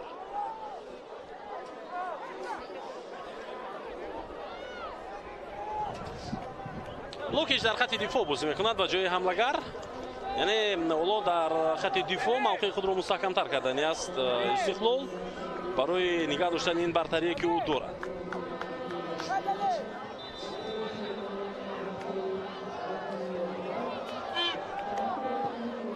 Тони Бикатал натавонист тӯбро ба ҷаримагоҳи Истиқлол равон намояд, аммо тӯб дар ихтиёри Хуҷанд боқӣ мемонад. Эҳсон Бобоев паси ӯ аз миёни ду нафар. Далиев, Аҳмадзода, Бобоев. Эҳсон Бобоев тӯбро аз майдон берун кард. Хуб, дар даври панҷум ҳоло бояд мо таваҷҷӯҳ кунем ки Хуҷанд муқобили кадом даста бозӣ мекунад. Хуҷанд бозии баъдии худро дар сафар доир мекунад бар муқобили тими Барқчӣ ва ин бозӣ дар шаҳри Ҳизор хоҳад буд. боз як бозии сафарӣ, боз як бозии мушкил барои Хуҷанд дар даври баъдӣ. чунки Барқчӣ ин мавсим бозии хеле зебо дорад ва дар даври аввал мо бозии ин дастаро муқобили Равшани Кулов дидем ки 3-3 ба поён расида буд. ва хуб, Истиқлол бошад дар даври оянда дар хонаи худ бо ҳосилоти фархор бозӣ хоҳад кард. ҳуҷуми навбатии Хуҷанд. Далиев паси ӯ ба Эҳсон Бобоев. идома меёбад ҳамлаи дастаи Хуҷанд. зарбаи навбатии ҷониби дарвозаи Истиқлол, аммо баландтар рафт ин зарба аз масофаи дур. Ҷасур Қурбонов мехост барои Рустам Ятимов як тӯҳфае ирсол кунад бо ин зарбаи худ, аммо ӯ тӯбро ба ҳадаф расонда натавонист ва баландтар рафт.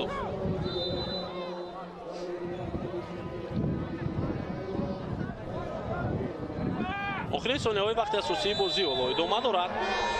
ходаи бозӣ муқобили бозигари Истиқлол вайрон мешавад аз ҷониби Фирдавс Абдусалимов.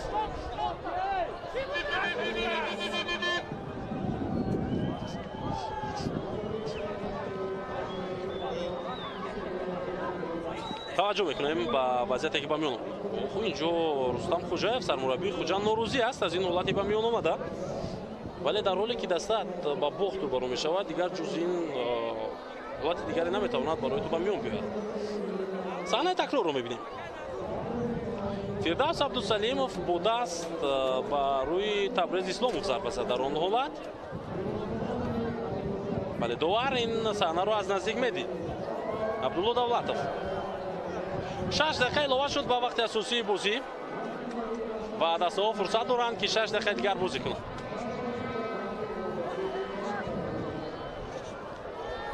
дар даври панҷум читавре ки болотар ишора кардем, акнун Хуҷанд дар сафар бо Барқчӣ бозӣ мекунад ва ин рақобат санаи панҷуми май баргузор мешавад, аммо рӯзи чаҳорум як рӯз пештар аз ин Истиқлол дар хонаи худ ҳосилоти фархорро қабул хоҳад кард. яке аз дастаҳое ки мавсимро бисёр хуб шурӯъ кард ва ҳатто Хуҷандро шикаст дод дар даври аввал бо ҳисоби 3-1 дар ҳамин варзишгоҳ.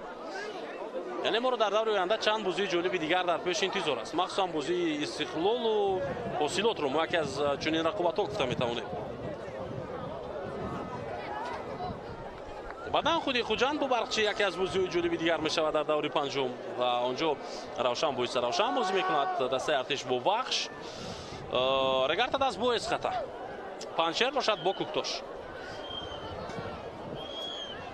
ман бозиҳои ояндаи дастаи Хуҷанд اون قدر دشوار هم نیستن، چون که این دسته علاقه در دور آیندهش مقابل پنچر بازی میکند با یکی از دسته‌های ضعیفی چمپیونات که تو این دم و تو این دور یگان امتیاز در حساب خود نداشت.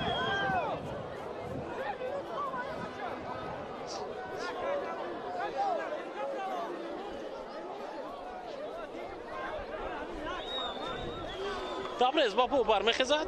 تبریز اسلاموف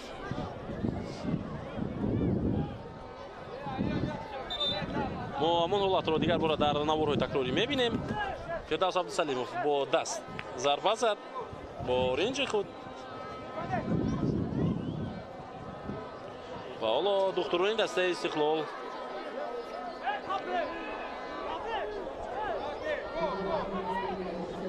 معین میکنن که تبریز اسلاموف میتواند رقابت رو ادامه داده یا نه.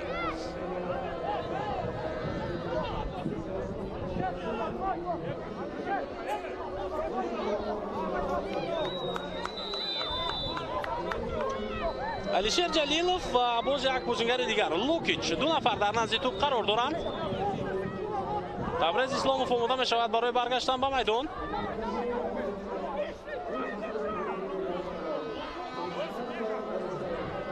наздики 5 дақиқа дастаҳо фурсат доранд бо он вақте ки талаф шуд ва гузашт дар ҳоли хуб муайян намудани вазъи саломатии табрез исломов. бозингарони хуҷанд акнун бо туп қарор доранд ва дар пас иштибоҳ мекунад инҷо эҳсон бобоев. тупро аз даст доданд мизбонон. аҳтам назаров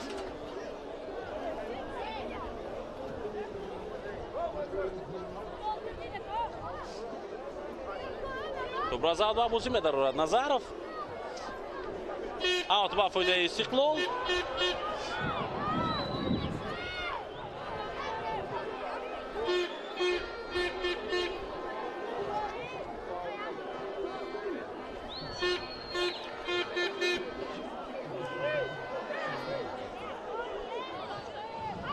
сафармат ғафуров дарҳол ба бозӣ медарорад ва рақобат идома меёбад. боз бозигарони хуҷанд медонанд ки вақти хеле кам аст. инҷо қоидаи бозиро вайрон кард акнун дифоъгари дастаи истиқлол дар қисмати майдони истиқлол иван новоселек.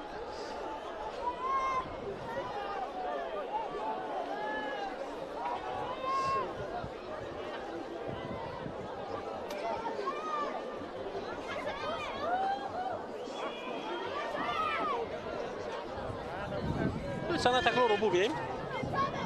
артем сердюк барои гирифтани тӯб омода буд, аммо аз пушт ба ӯ зарба зад бозингари дастаи истиқлол. ва ҳоло яке аз имкониятҳои охирини хуҷанд дар ин рақобат ба миён меояд. эҳсон бобоев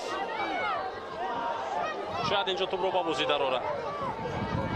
на, сангинбоев таҳти шумораи 9 дар назди тӯб қарор дорад. дарвозабони хуҷанд ба пеш меояд ва мураббии ӯро мехоҳад ки ба мавқеи худ баргардад. сангинбоев бисёр сахт партоб кард ва тӯб аз майдон берун шуд.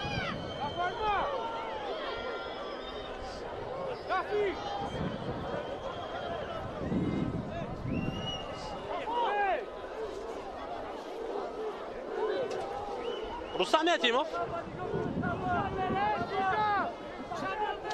мазар дарвозабони истиқлол ба тӯбро ба бозӣ дарорад.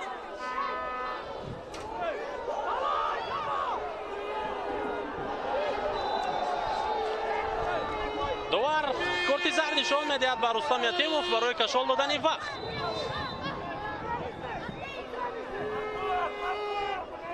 зарбаи дарвозабон.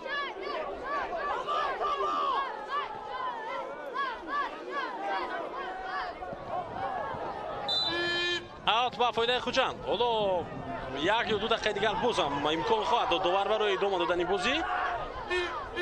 фирдавс абдусалимов пасиҳо аз аут. кӯшиши бозингарони хуҷанд барои идома бахшидани ҳуҷуми худ. манучер ҷалилов тӯбро дар ихтиёри ҳамдастаҳояш нигаҳ медорад дар он вазъият.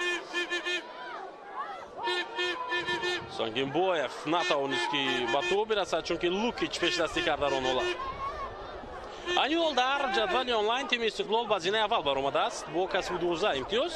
вале ҳоло мо бояд ба ин чиз эътибор надиҳем, чунки бозӣ идома дорад ва агар хуҷан рафту ҳисобро баробар кунад пас ҳама чиз тағйир меёбад. Тони партови навбатии ӯ ба хати ҳамла, туп дар ҷаримагоҳи дастаи Истиқлол. Артём то охир мубориза мебарад барои гирифтани туп, аммо Артём Сердюк муваффақ намегардад дар он вазъият.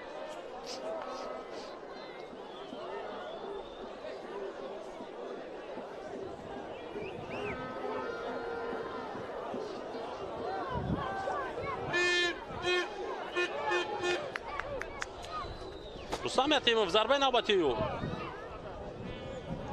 аллакай аз вақти илова кардаи довар 1 дақиқа гузашт.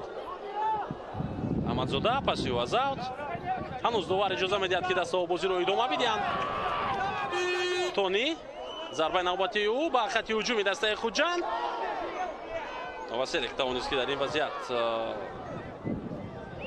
баргардонад. Аҳмадзода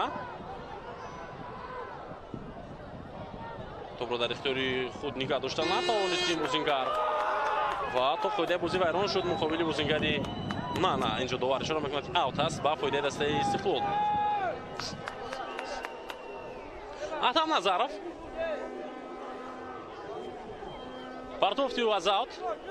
ҳуҷуми дастаи Истиқлол дар лаҳзаҳои ахир идома меёбад. таваҷҷӯҳ мекунем ба ин ҳамла. Рустам Соиров тупро аз даст дод. ин бозингар Эҳсони Панҷшанбе дигар бора тупро мегирад ва ӯ талош мекунад ки ҳам ҳуҷум идома бидиҳад ва ҳам вақт гузарад. фоида вайронкунӣ ин дафъа аз ҷониби бозингари дастаи Истиқлол ва корти зард ба Рустам Соиров нишон медиҳад довар.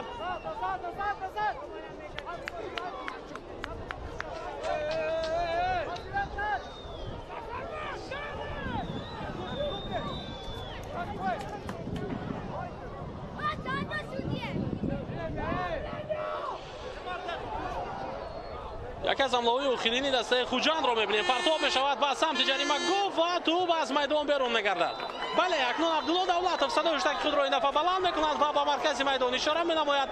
ин рақобати мушкил ва зебо дар варзишгоҳи бисолагии Истиқлолият бо ҳисоби 0-1 бо ҳамон як голе ки Эҳсони Панҷшанбе аз пеналти зад ба фоидаи дастаи Истиқлол тамом мешавад ва Истиқлол баъди ин пирӯзӣ акнун бо касби 12 имтиёз дар ҷадвал ба зинаи аввал мебарояд ва 2 хол бештар мешавад аз клуби марказии варзиши артиш дастаи дигари шаҳри Душанбе. Хуҷанд бошад дар ҷои ҳафтум бо 4 имтиёз боқӣ хоҳад монд. мо ин пирӯзиро табрик мегӯем ба кулли мухлисони дастаи Истиқлол ва ташаккур ба ҳар ду тим ки бисёр бозии зебо нишон доданд ва хуб мо гузориши мустақими хешро ба анҷом мерасонем. ман Иномиддин Аҳмадзод бо ҷамъи ҳамкорон техникиам ин рақобатро ба таври мустақим барои шумо пешниҳод кардем. то дидорҳои дигар сарбаланду муваффақ бошед. хайр.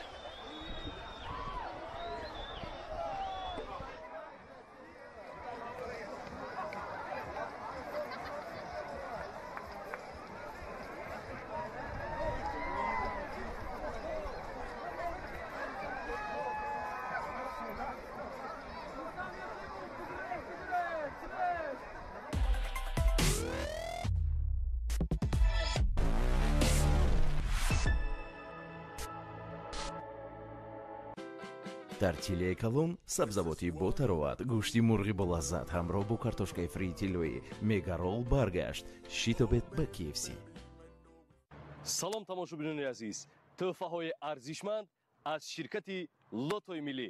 шоҳ ҷоиза Lexus 570, Mercedes-Benz GL, 5 адад автомашинаи Kia K5 ва 2 адад автомашинаи Hyundai Sonata.